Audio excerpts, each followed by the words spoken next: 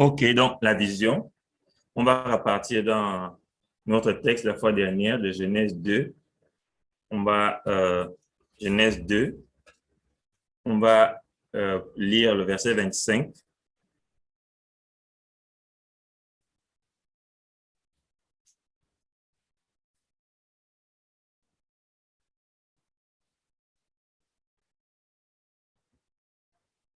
Genèse 2, le verset 25.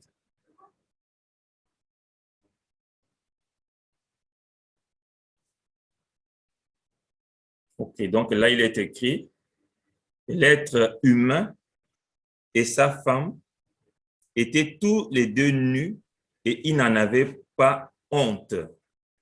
L'être humain et sa femme étaient tous les deux nus et ils n'en avaient pas honte.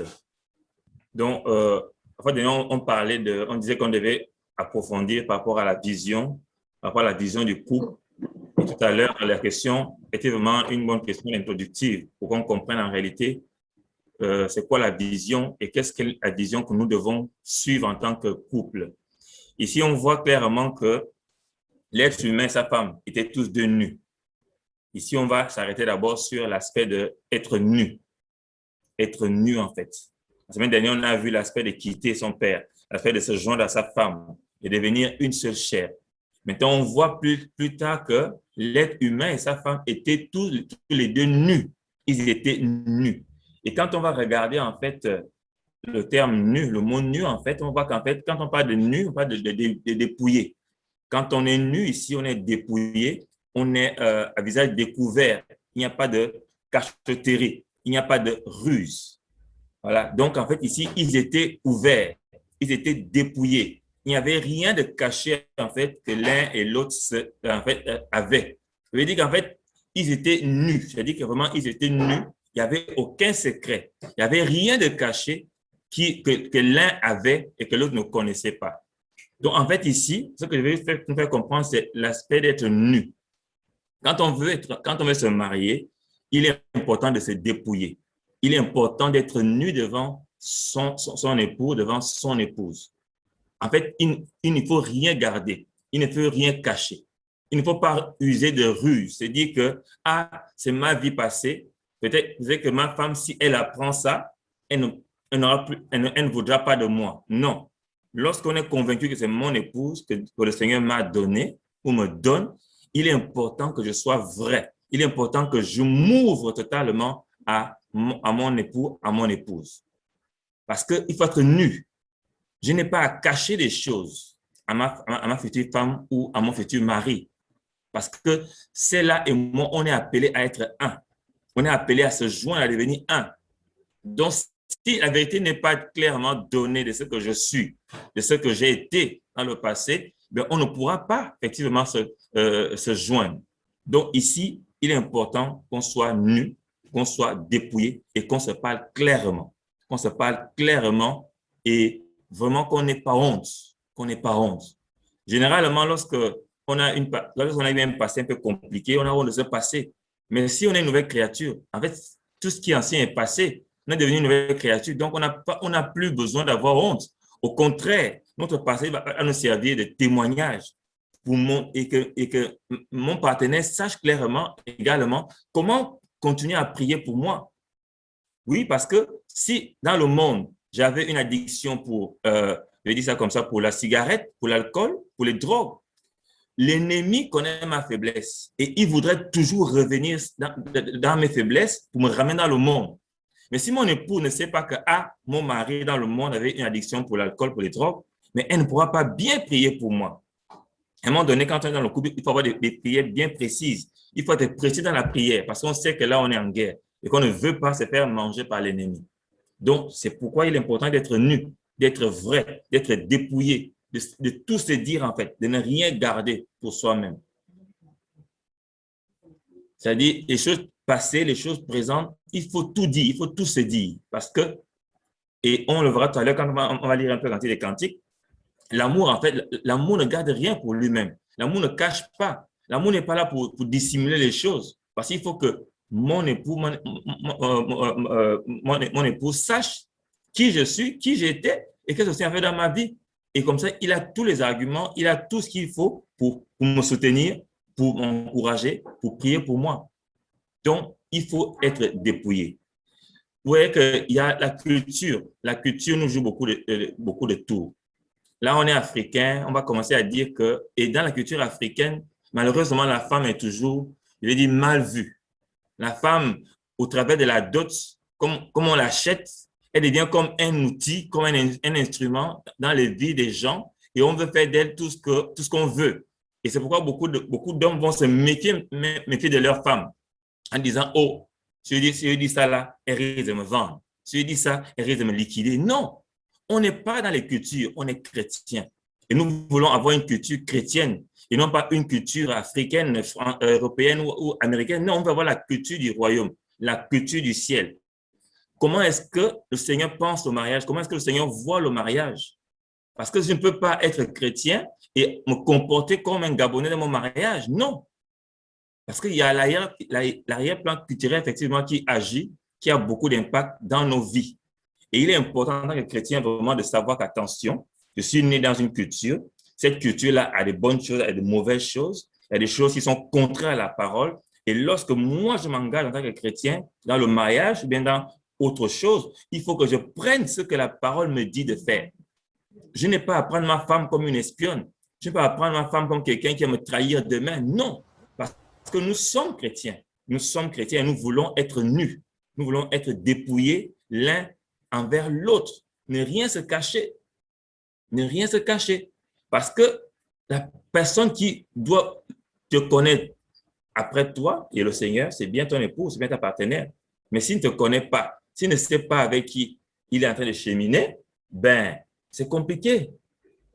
Les faiblesses que tu as, il faut les dire à ta partenaire, à ta future épouse. Il faut dire tes faiblesses. Tu n'as rien à cacher, tu n'as pas à avoir honte d'elle. Parce que c'est ton vis-à-vis, en fait. C'est l'aide que le Seigneur t'a fait. Donc, tu n'as pas à te cacher d'elle. Tu n'as pas à avoir peur de tes faiblesses. On est humain. Et il faut avouer tes faiblesses à ton épouse. Ah, moi, j'ai un problème avec la colère.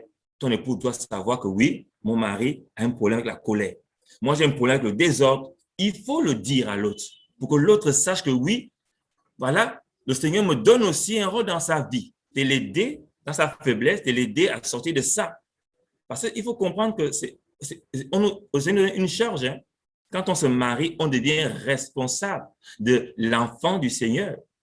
Ton frère, ta soeur est d'abord l'enfant du Seigneur. Et quand le Seigneur te le confie, tu es responsable. Et tu n'as pas à jouer avec sa vie parce que sa vie, effectivement, et la tienne sont liées. Donc, attention, je suis responsable de la vie de ma femme, de mon épouse et de mon époux, et plus tard, de nos enfants. Mais si je n'arrive pas à être nu, à être dépouillé, comment est-ce qu'on pourra marcher ensemble?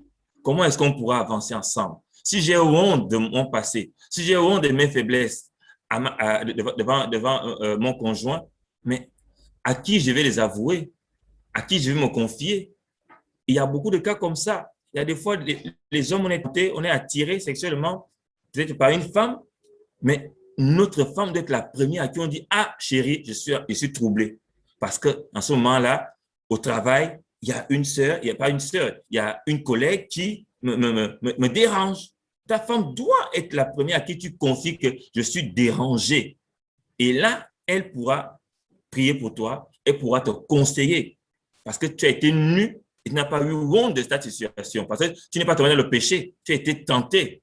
On est dans un domaine de tentation, tu es tenté et ta femme doit le savoir pour pouvoir mieux te soutenir, pour t'aider en fait.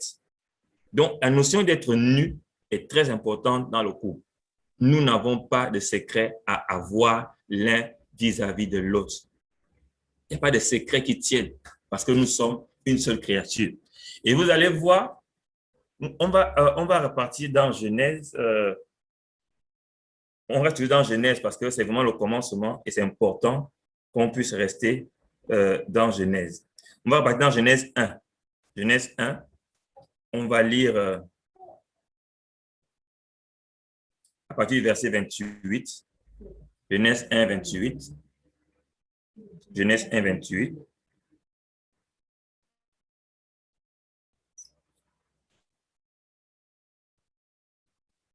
OK, en fait, pour resituer les choses, en fait, Genèse 2, on est dans le détail. Genèse 1, on présente la globalité. En fait, on est dans les généralités, en fait. Mais Genèse 2, le Seigneur commence à rentrer dans le détail par rapport à chaque chose.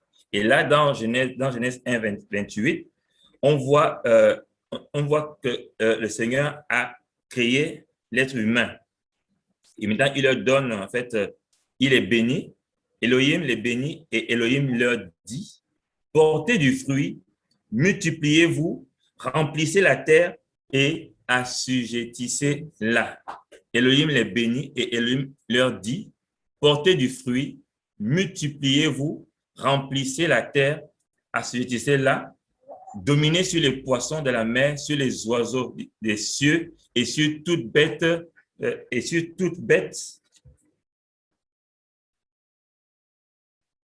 En fait, ça me barre ici, je n'arrive pas à voir.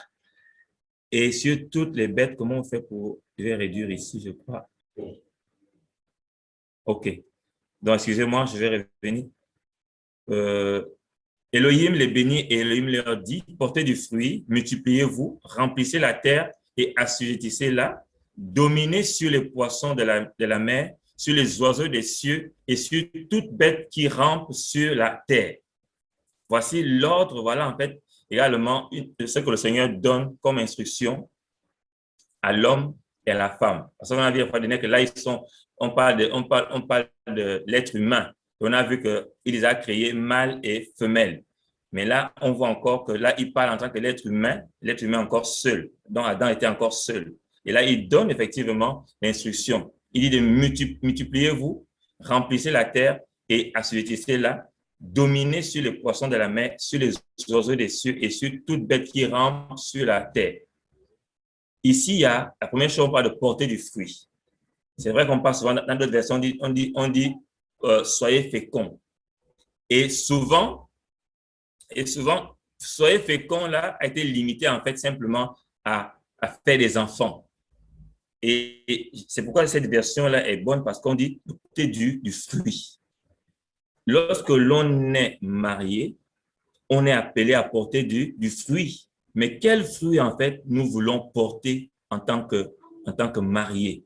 Quel fruit on veut porter?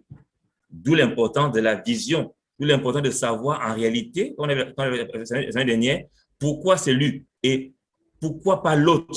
Quel est son but? Quel est son rôle dans ma vie? Et là, on nous parle de porter du fruit. On doit porter du fruit. Mon couple, mon mariage doit porter du fruit. Parce qu'on a souvent constaté que le frère ou la sœur, lorsqu'il est célibataire, il est souvent zélé. Il est chaud pour le Seigneur, épanoui. Mais lorsqu'il se marie, c'est comme s'il y a une fin. C'est comme s'il y a eu, en fait, c'est comme si sa relation avec le Seigneur a pris un coup. On voit beaucoup de sœurs qui dépérissent même après le mariage, au lieu de s'épanouir. En fait, ils ne portent plus de fruits. Le fruit a disparu. Et là, il y a un souci. Alors qu'en tant que marié, on est appelé à porter du fruit, à être fécond, à porter du fruit. Notre couple doit donner envie. Notre couple doit amener la crainte du Seigneur. Notre couple doit vraiment contribuer à ce que le règne des cieux avance. Si notre couple ne sert pas à la gloire du Seigneur, on ne porte pas les fruits dignes de ce nom. Nous devons porter du fruit digne du Seigneur. Donc, avant de commencer à se multiplier, le Seigneur dit d'abord de porter du fruit. C'est-à-dire que dans ce que je vous ai confié, vous devez porter du fruit. Vous devez être fécond. Vous ne devez pas être stérile dans ce que je vous ai confié. Je t'ai confié une femme. Tu dois travailler dans sa vie. Il faut qu'elle porte du fruit. Je t'ai confié un mari. Tu dois travailler dans sa vie. Il faut qu'il porte du fruit. Après, il va te confier les enfants et vous devez maintenant également faire tout pour que le fruit soit porté par ces enfants également. Je t'ai confié un appel. Il faut que cet appel apporte du fruit. Est-ce qu'on me comprend? Donc, voilà, on va commencer. On commence là par la vision pour dire, je dois porter du fruit. Le Seigneur me demande de porter du fruit. Lorsque je me marie, je suis appelé à porter du fruit. Je ne suis pas appelé à être stérile. Parce que la Bible dit que 1 chasse 1000 et 2 chassent 10 000. Donc, on doit pouvoir constater dans le fait que je me suis marié qu'il y a eu un progrès. Que quand j'étais seul, je chassais 1000, Maintenant que je suis avec mon époux, mon épouse, maintenant on chasse 10 000. On voit ici le fruit. On voit ici l'action. On voit en fait l'élargissement en fait. Parce que je ne suis plus seul. Du malheur à l'homme seul. Je ne suis plus seul. Je portais du fruit à mon niveau seul. Maintenant, je suis accompagné. J'ai une aide. J'ai un chef. Donc, le fruit que je portais étant seul doit être multiplié en fait. Mais si après mariage, je ne porte plus du fruit, je n'excelle plus dans ce que le Seigneur m'a confié, dans le rôle qu'il m'a donné dans la vie de son fils, de sa fille, il faut que je me remette en cause pour dire réellement pourquoi je me suis marié. Est-ce que je me suis marié pour les bonnes motivations ou bien simplement poussé par la chair, poussé par le dire que je me suis marié? Parce que voilà aussi un autre problème qu'on a dans les mariages. On ne se rend pas compte qu'en réalité, lorsqu'on s'engage dans le mariage, d'un stade d'enfant à un stade de parent, d'un stade de responsable. Donc, le Seigneur nous confie maintenant des âmes. Il confie mon épouse. Le Seigneur me confie mon époux. Et plus tard, il nous confie des enfants. Qu'est-ce que je fais de ce que le Seigneur m'a confié? Parce que si mon mariage est juste charnel, à un moment donné, ben la chair sera toujours limitée. Et là, s'il est juste charnel, si c'est juste parce que je voulais assouvir un besoin charnel, eh ben, je ne pourrais pas porter le fruit que le Seigneur attend de moi. Donc, je suis appelé à porter du fruit. Je suis appelé à me multiplier dans tous les sens du terme, physiquement, spirituellement. Le Seigneur m'appelle à remplir la terre. C'est-à-dire, là, on est vraiment à remplir la terre de façon physique, de façon spirituelle, par l'œuvre qu'il m'a confiée. Il faut que je puisse remplir la terre par l'évangile qu'il m'a donné de prêcher. Par l'appel qu'il m'a donné, il faut que cet appel-là, je puisse vraiment le vivre au maximum. Au maximum.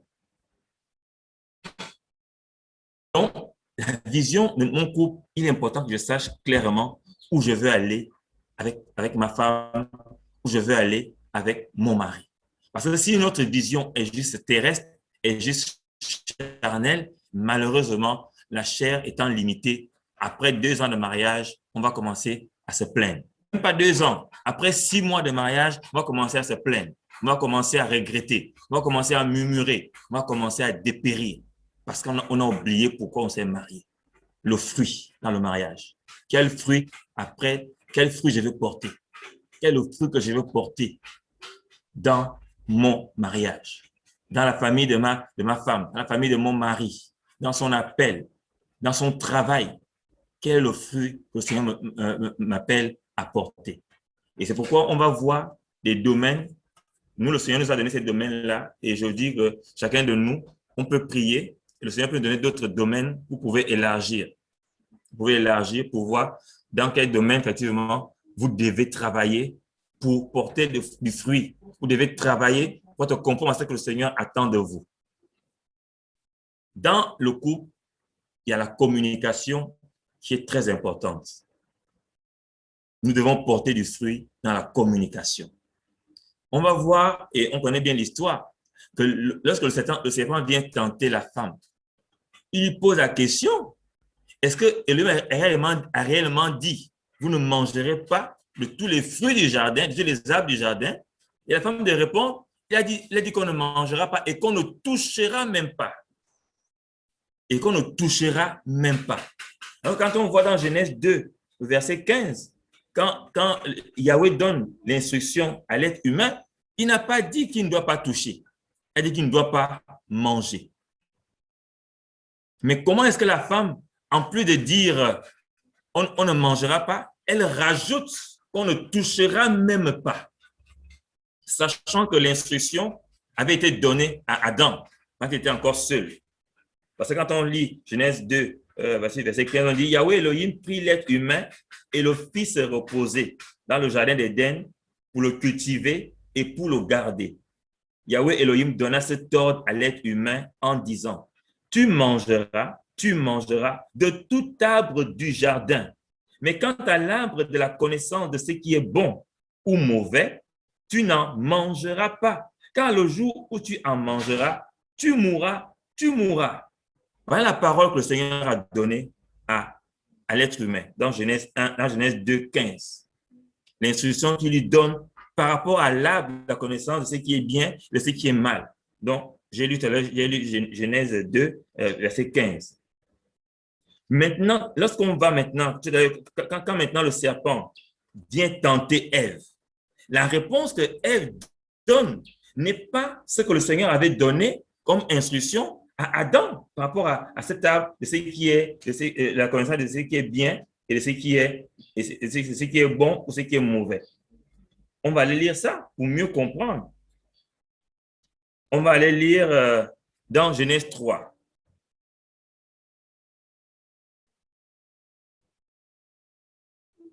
Genèse 3 à partir du verset 2. Bon, on va commencer verset 1, pas de souci, pour voir le contraste en fait. Et on va comprendre plus loin qu'il y a eu un souci. Genèse 3 à partir du verset 1. Or, le serpent était le plus rusé de tous les animaux des champs que Yahweh Elohim avait fait. Il dit à la femme, sûrement Elohim a dit,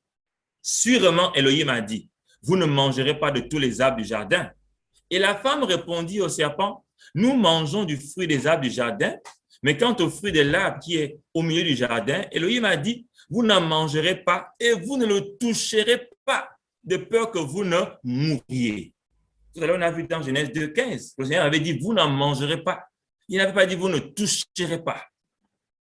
Donc, on suppose qu'il y a eu un problème de transmission de l'instruction du Seigneur Elohim d'Adam vers sa femme, Chava ou Ève. Parce que le Seigneur lui a clairement dit dans Genèse 2,15 que vous ne mangerez pas, vous ne toucherez pas. Et vous voyez comment le serpent bien dit, sûrement Elohim a dit, vous ne mangerez pas de tous les arbres du jardin. Voilà ce qu'il dit. L'ennemi connaît la parole que le Seigneur avait donnée à Adam. Mais quand la femme répond, elle dit, le Seigneur a dit que Elohim a dit, nous n'en mangerons, vous n'en mangerez pas et vous ne le toucherez pas de peur que vous ne mouriez. Et alors le serpent dit à la femme, vous ne mourrez pas. Mais Elohim sait que le jour où vous en mangerez, vos yeux seront ouverts et vous serez comme Elohim. Vous voyez que là déjà, le fait que la femme donne une parole qui n'est pas celle qu'Elohim avait donnée au départ, montre déjà qu'il y a eu un problème dans la transmission des instructions que Elohim avait données à Adam. Donc, on parle de communication. Comment est-ce que nous allons communiquer dans notre couple? Parce que, effectivement, la communication est la base. Lorsqu'on est deux personnes qui s'aiment, pour qu'on se le dise, on va communiquer.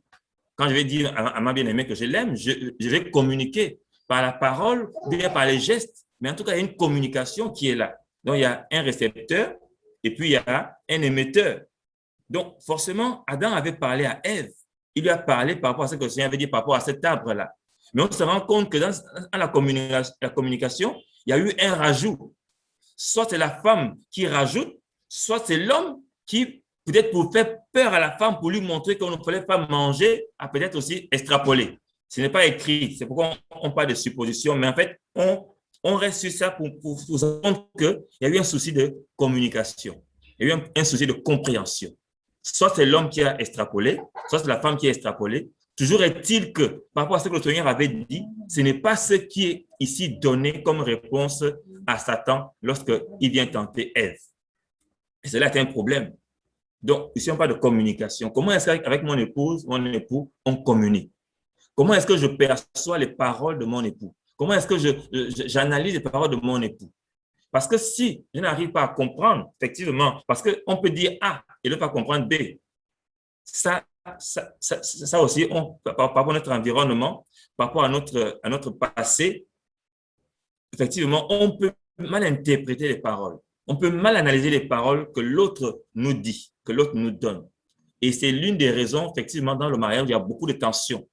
Moi, ce que je dis, je suis en train de parler simplement, mais ma femme va prendre ce que je dis et va l'analyser et comprendre à sa manière.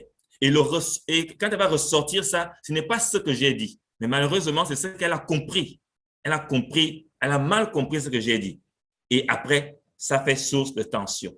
Et du coup, la communication est rompue. Et du coup, en fait, les tensions naissent dans le couple. Pourquoi? Parce qu'on n'a pas bien communiqué, on n'a pas bien compris en fait.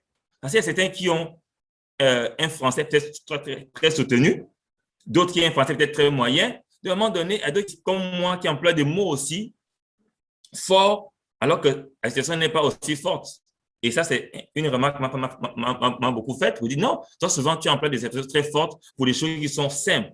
Donc, si effectivement, moi, je ne me rappelle pas encore de ces défauts-là, effectivement, je peux dire des choses alors que c'est des choses qui sont simples. Mais lorsque ma femme va les recevoir, elle va mal les prendre parce que les mots que j'emploie ne sont pas bien choisis. Du moins, ne passent pas à son oreille. Donc, la communication. Il faut qu'on travaille notre communication en tant qu'époux. Il faut que nous puissions arriver à communiquer, même lorsque je regarde l'autre, je vais pouvoir me rendre compte que là, ça ne va pas bien. Lorsque je regarde mon époux, mon épouse, il faut que je me rende compte qu'elle ne va pas bien, rien que par l'attitude, la communication de son corps. Parce qu'on communique aussi par le corps. L'attitude que j'ai quand je suis assis, je peux comprendre comment est-ce que l'autre se sent, comment est-ce que l'autre est, par son attitude. Donc, la communication. Nous devons travailler la communication. Il faut que notre communication porte du fruit. Nous devons arriver à un moment donné à communiquer rien que par le regard. Parce que si on n'arrive pas à communiquer, si on n'arrive pas à se parler, eh bien, on ne pourra pas avancer. On ne pourra pas avancer. Parce que si moi je dis A et qu'elle écoute Z, en fait, il n'y aura pas entendre. On ne pourra pas s'entendre. La parole est claire. On ne peut pas marcher ensemble si on ne s'accorde pas. Et s'accorder commence par la communication. La communication. La communication. Donc, nous devons apprendre à communiquer. Nous devons apprendre à porter du fruit dans la communication. Et je vous dis que c'est l'une des choses dans notre couple aujourd'hui où on travaille encore tous les jours. La communication. La communication. Comment est-ce que je communique des choses à mon épouse? Comment est-ce qu'elle les reçoit? Est-ce qu'elle a bien compris? Et comment moi je dois faire pour que prochainement, effectivement, elle ne reçoit pas mal ce que j'ai communiqué? Il y a vraiment des choses banales qui peuvent vraiment se transformer en conflit dans le couple parce que la communication ne passe pas. Ça ne passe pas. Et vous allez voir en avançant que plus on est dans le couple, plus à un moment donné, on va plus appuyer sur nos droits. Tu dois me faire ça. Tu dois me faire ça. Et non plus nos devoirs. Parce qu'on estime que c'est l'autre qui est souvent en tort.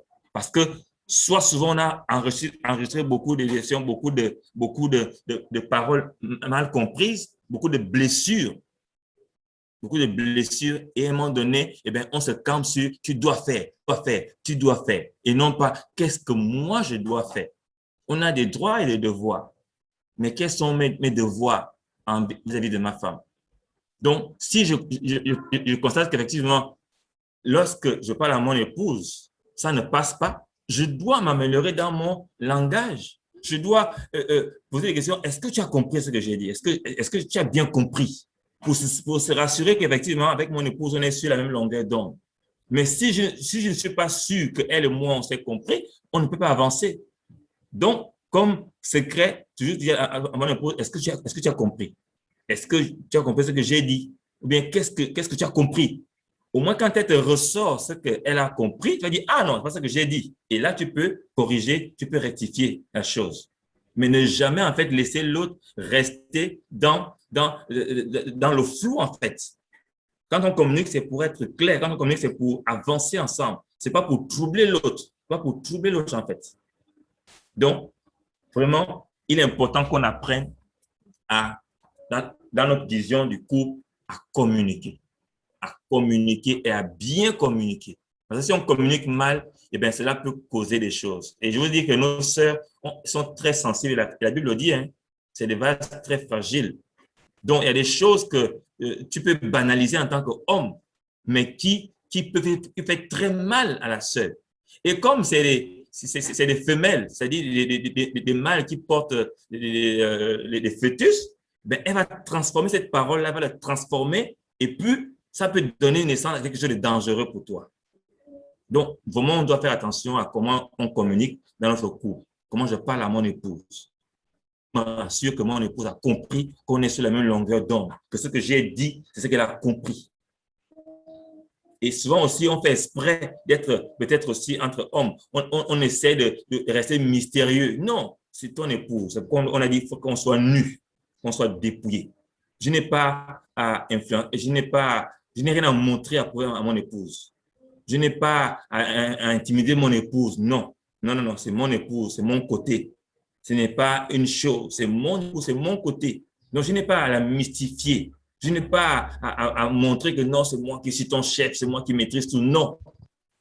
Ça aussi, si on a cette attitude-là, effectivement, on va mal communiquer et elle ne va pas bien comprendre ce que nous lui disons.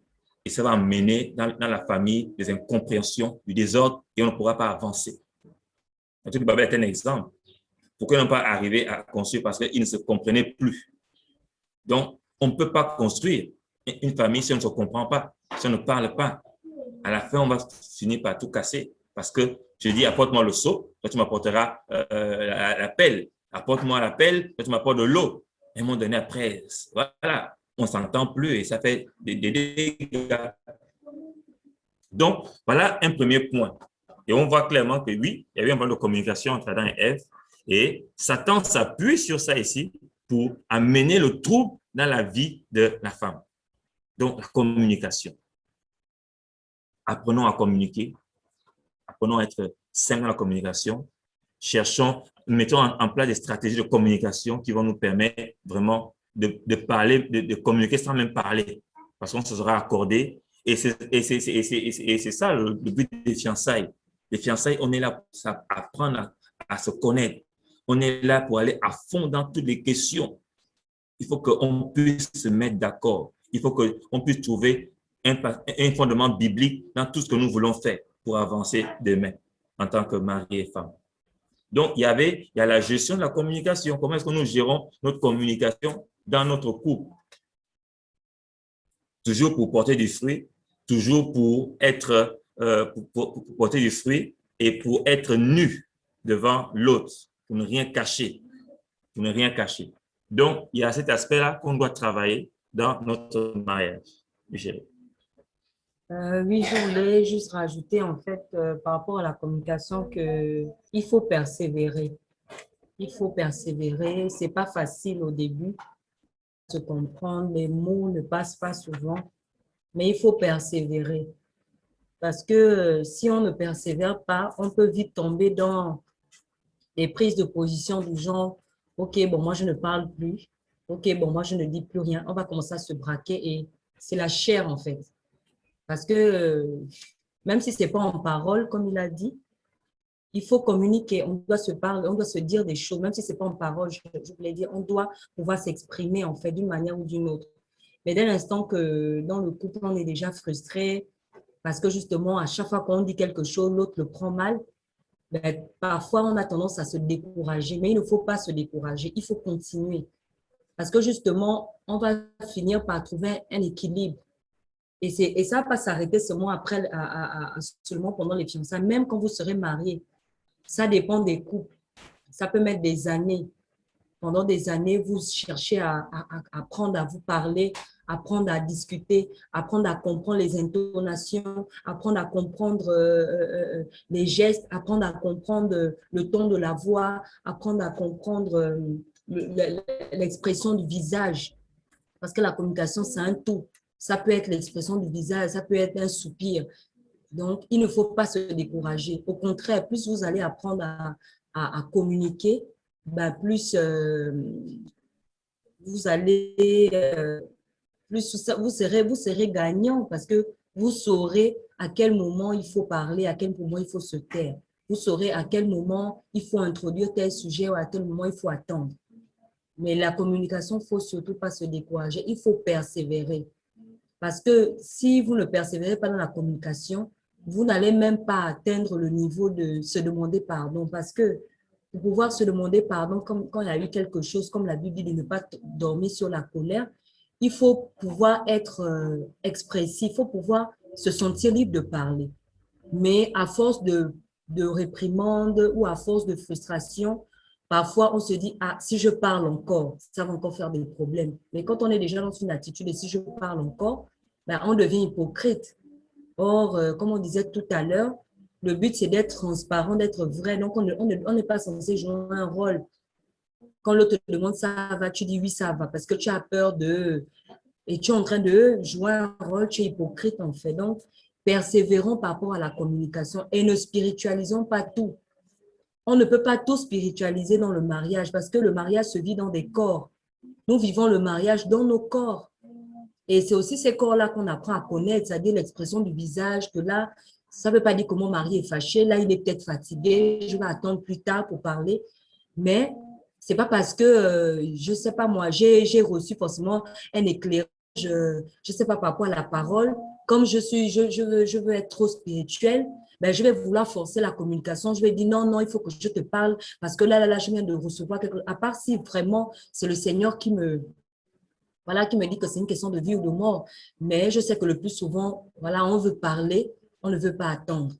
Et parfois, on prend la Bible comme sous couvert et on veut tout spiritualiser dans le mariage. Or, la communication, c'est quelque chose qui se passe avec nos capacités parfois physiques. Donc, il faut qu'on persévère à apprendre à se connaître dans les fiançailles et jusque dans le mariage. C'est ce que je voulais rajouter. Amen. Vraiment, la persévérance. Je disais que nous-mêmes, on continue toujours à travailler la communication. Toujours et toujours. Aujourd'hui, avec les enfants encore, on travaille cela parce que c'est pas évident. Entre nous d'abord et aujourd'hui, encore plus avec les enfants. Donc, si on continue, on va voir qu'au verset 6, c'est vrai que c'est un passage qu'on ne prend pas souvent pour enseigner sur le mariage, mais c'est vraiment là, on est dans le mariage. Hein. On vit que la femme vit que l'arbre était bon pour la nourriture, qu'il était appétissant pour les yeux et que l'arbre était désirable pour prospérer. Elle prit de son fruit et en mangea. Voilà en fait là où on arrive lorsque on est un et qu'on veut se comporter en individualisme en fait. Vous voyez, je ne parle pas de communication. On se rend bien compte qu'en fait, s'il avait communiqué avec son mari, le serpent est venu me voir, voilà ce qu'il m'a proposé, on ne serait pas arrivé en fait à l'analyse qu'elle a commencé à faire du fruit que le serpent présentait. Donc là déjà, on voit clairement que le fait que, en fait, lorsqu'on est en couple, lorsqu'on est marié, en fait, on ne veut plus sa vie, en fait. Ce n'est plus, c'est ma vie, c'est mon temps, choses, non. Tout ce qui m'impacte, forcément, impacte l'autre. Parce que je ne suis plus un. En fait, je ne suis plus seul, je vais dire. On est un. Donc, dès l'instant que je sais que ce que je vais poser comme acte va forcément influencer la vie de l'autre, donc je ne peux pas me taire. Je ne peux pas garder ça. Je gère. Non, tu ne gères pas. Tu ne gères pas. Il faut gérer avec l'autre. Donc, la femme n'a pas associé l'homme dans ce qui s'est passé ici. Et elle a commencé à analyser la chose, elle a commencé à tirer les conclusions et elle a fini par manger. Et on voit qu'elle a pris son fruit et en mangea, elle en donna aussi à son homme qui était auprès d'elle et il en mangea. Donc, ce que je veux vraiment faire dégager, c'est vraiment l'unité aussi. L'unité dans notre couple. L'unité.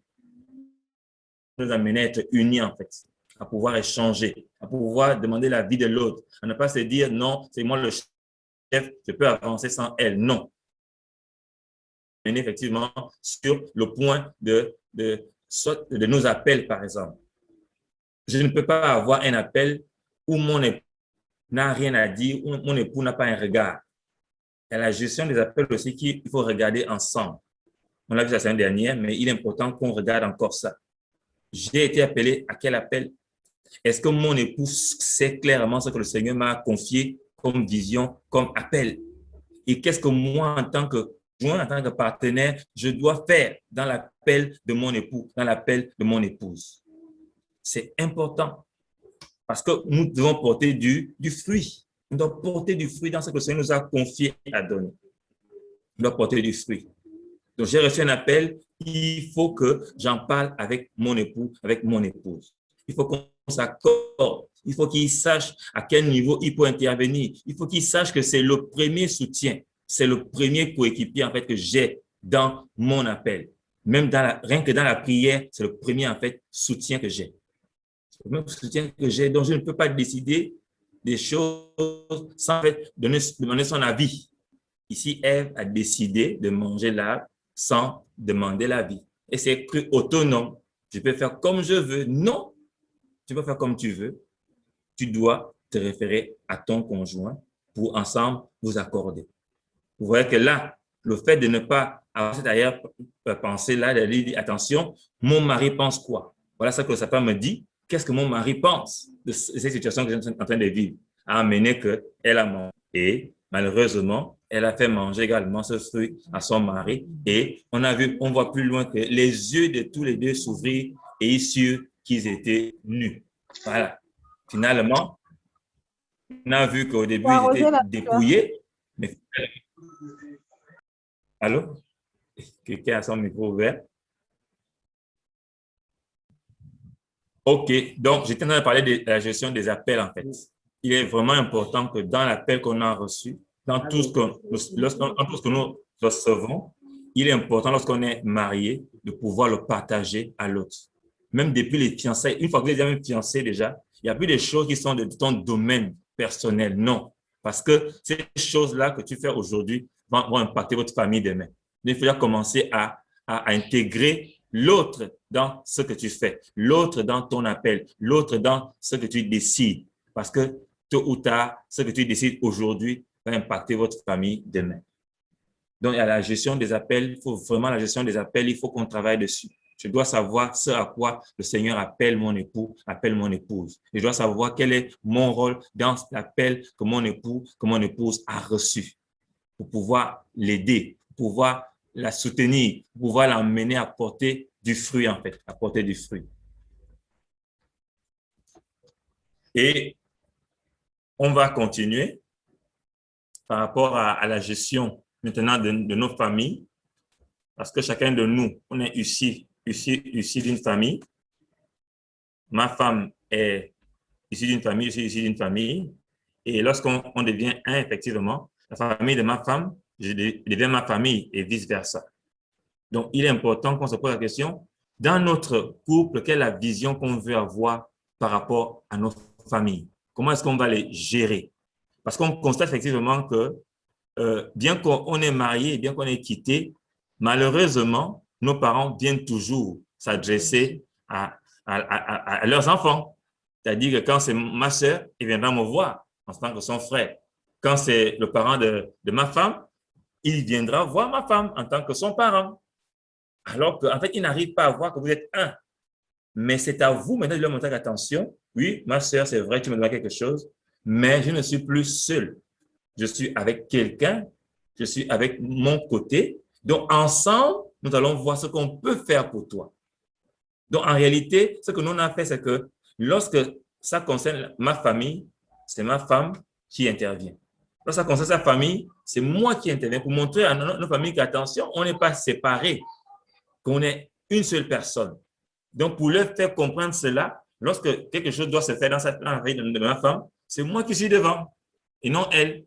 Quand c'est dans ma famille, c'est elle qui est devant et non moi. En fait, on a compris qu'en fait, c'était une façon de montrer à notre famille que là, quand vous nous voyez là, c'est la famille au bien. La famille au bien, c'est une seule personne. Les deux ne sont plus deux, sont maintenant un, nous sommes un. Donc, je n'ai pas à gérer seul les affaires de ma famille où je suis issu. Non, je les gère avec mon épouse. Elle n'a pas à gérer seul les affaires de sa famille. Non, on les gère ensemble parce que nous sommes une seule chair, parce que nous sommes nus, parce que nous voulons porter du fruit dans la famille de l'un et de l'autre. Parce que c'est aussi des champs missionnaires que le Seigneur nous donne. Nous avons des âmes à gagner dans chacune des familles. Et beaucoup de couples n'arrivent pas à fonctionner parce qu'en fait, l'homme et la femme restent dans leur famille. Ah non, je m'occupe de ma famille, je m'occupe des choses de ma famille. Et quand la femme veut lui dire quelque chose, elle dit non, non, ça ne te concerne pas, c'est ma famille. Non, ce n'est pas ta famille, c'est sa famille aussi. Et en tant que couple, eh bien, la famille de l'un, c'est la famille de l'autre. Et comme j'ai dit tout à l'heure, c'est des champs missionnaires que le Seigneur nous donne pour gagner ces personnes-là à lui. Donc, je ne suis plus de ma famille pour dire que je fais les choses de ma famille. Non, je le fais avec mon épouse parce que nous sommes un. Et pareil pour elle. Elle ne va pas faire des choses avec ses sœurs sans que je sois informé. Je ne fais pas des choses avec mes frères sans qu'elle soit informée. Non, nous devons être transparents. On doit montrer à nos familles que nous sommes un, nous ne sommes pas deux. Il y a beaucoup par rapport à la tradition africaine, il y a beaucoup de désordre dans ce sens-là, beaucoup de désordre. Tu vas voir une famille où les frères et les sœurs viennent en fait s'aimer des choses dans la tête de leurs frères, dans la tête de leurs sœurs. Et ça va amener maintenant la tension entre les deux. Pas simplement, on a pris le parti de ma famille, alors que non, ta famille est restée, tu t'es déconnecté, tu t'es détaché, tu t'es séparé. Donc, tu n'as plus à rester connecté, collé. Non, c'est ton mari. Maintenant, tu dois prendre le relais pour dire, attention, oui, c'est vrai que c'est votre sœur, mais c'est ma femme et moi, je suis votre frère. Donc, que se passe-t-il? Et vice-versa. Donc, il faut vraiment qu'on apprenne à gérer nos familles. Ne pas se dire que c'est ma famille, donc c'est moi qui gère. Non, c'est pas ta famille, c'est plus ta famille seule, c'est votre famille à vous deux. Donc, quand quelque chose arrive dans vos familles, vous vous asseyez et vous posez une action en tant que vous, pas en tant que madame et monsieur, non, mais en tant qu'une seule personne. Il n'y a pas, non, moi je vais donner une aide, après ma femme passe derrière. Non, c'est pas ça être un. Et dans la gestion des familles, on doit, dans notre vision, on se dit attention, quand demain on sera marié ou bien quelque chose qui va nous arriver, on doit fonctionner comme ça avec nos familles. S'il y a une demande d'argent qui vient de la part de ma famille, elle m'est adressée à moi, je dis non, voyez avec ma femme. Quand ça vient de la part de ma femme, je dis non, voyez avec mon mari. Et quand il y a des actions à poser dans la famille de ma femme, c'est moi qui les pose. Quand c'est chez moi, c'est elle qui la pose pour leur montrer que nous sommes un, qu'il n'y a pas de différence. Et nous faisons l'effort de toujours traiter en fait les deux familles de façon équitable. Il n'y a pas à dire, non, non, toi, quand c'est ma famille, tu ne regardes pas. Quand c'est la tienne, tu fais tout. Non. Ce n'est pas un langage que le couple chrétien doit avoir. Ça, c'est aussi une source de division dans beaucoup de familles. Ah, parce que quand c'est ma famille, oui, tu négliges. Mais quand c'est ta famille, là, quand c'est ta mère, quand c'est ton père, quand c'est tes frères, oui, tu fais. Mais quand c'est pour moi, là, tu ne fais pas. Non. Il n'y a plus de quand c'est tes frères, quand c'est tes non. Ce sont nos frères, ce sont nos mères, ce sont nos pères. Et on doit poser une action en tant que couple, en tant qu'un et non pas en tant que deux. Donc, il est important, effectivement, lorsque on veut aller loin dans une vision, dans notre vision, on doit avoir une vision claire. Comment est-ce qu'on va gérer nos familles? Comment je vais gérer ma belle famille? Comment ma femme va gérer ma famille? C'est important. C'est des choses, ça semble banal, mais si on ne s'accorde pas sur ça, lorsqu'on sera devant, quand on sera en situation réelle, tellement on n'aura pas eu le temps de parler de ça, eh bien, on va commencer à se tirer dessus. Et ça va nous emmener à tourner en rond, ça va amener des tensions inutiles dans la famille. Parce que dans les fiançailles, on n'a pas eu le temps de trouver un point commun, on n'a pas trouvé un fondement commun qui va nous aider effectivement à avancer quand on aura les situations. On n'aura pas. Donc, c'est vraiment important qu'on se pose, qu'on se donne ces bases-là. Je dois accepter la famille de mon époux comme ma famille. Elle n'est pas toujours aimable, hein, je vous assure, mais c'est la famille où est ici ma femme ou mon mari. Donc, je dois les aimer, je dois les soutenir, je dois les gagner parce que ce sont des âmes aussi. Ce sont des âmes. C'est parce que j'ai pris la femme de quelqu'un que maintenant, la fille de quelqu'un maintenant, je dis c'est fini. Non, c'est pas fini. C'est pas fini comme ça. C'est pas fini. Elle a toujours un père, elle a toujours une mère, elle a toujours des frères et des sœurs. Tu ne vas pas la déconnecter totalement de sa famille. C'est pas possible. Non. Ce sont nos familles à nous et nous devons voir en ces familles-là des âmes à gagner pour le royaume. Donc, comment est-ce qu'on va gérer nos familles, Michel? La gestion des familles, c'est un point qu'on n'aborde pas beaucoup hein, dans les fiançailles. On est beaucoup plus préoccupé. Je me rends compte aujourd'hui que les fiançailles, les gens se préoccupent beaucoup plus des choses, on va dire, spirituelles en gré. Parce que quoique la gestion des familles, c'est tout à fait spirituel parce que le but, même nous-mêmes en tant que chrétiens, notre but, c'est de voir nos parents être sauvés. Notre but, c'est de voir nos frères et sœurs être sauvés. Et je me rends compte que ce sont des sujets qui ne sont pas abordés même dans les fiançailles. On se préoccupe plus de ce qu'on va porter, la salle, etc. Et du coup, quand les premières situations arrivent, effectivement, on est confronté à pas mal de soucis. Moi, je voudrais donner d'abord un conseil à mes sœurs parce que nous sommes des êtres très attachantes, nous sommes très famille. Je veux dire, de base, hein. Maintenant, après, c'est vrai qu'il y a l'éducation qui rentre, il y a certaines familles qui sont particulières, il y a aussi le comportement de chacun, mais je voudrais vraiment parler à mes sœurs pour dire que, vous savez, l'homme, le mari, hein, il devient ton autorité, il devient ton chef. Et j'aime souvent le dire que les gens ne se rendent pas compte, mais quand il y a mariage, pourquoi on dit que c'est le père qui donne sa fille en mariage? C'est parce qu'en fait, en réalité, il y a un transfert d'autorité. Spirituellement, il y a vraiment un transfert d'autorité. Quand ton père te donne à ton mari, en réalité, il est en train de transférer toute l'autorité qu'il avait sur toi, sur ton mari. Sauf que ça, c'est ça, c'est dans le droit. Ça, c'est dans ce qui devrait être. Mais dans les faits, ce n'est pas souvent le cas.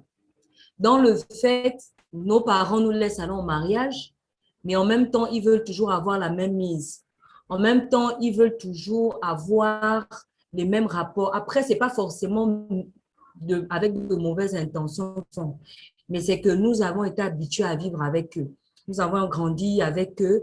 Ils ont toujours été là pour nous. On a tissé des liens avec nos sœurs, avec nos parents. Et du coup, à un moment donné, on n'arrive pas à céder la place à notre mari. On n'arrive pas à lui donner sa place. Et c'est là où se posent souvent beaucoup de problèmes.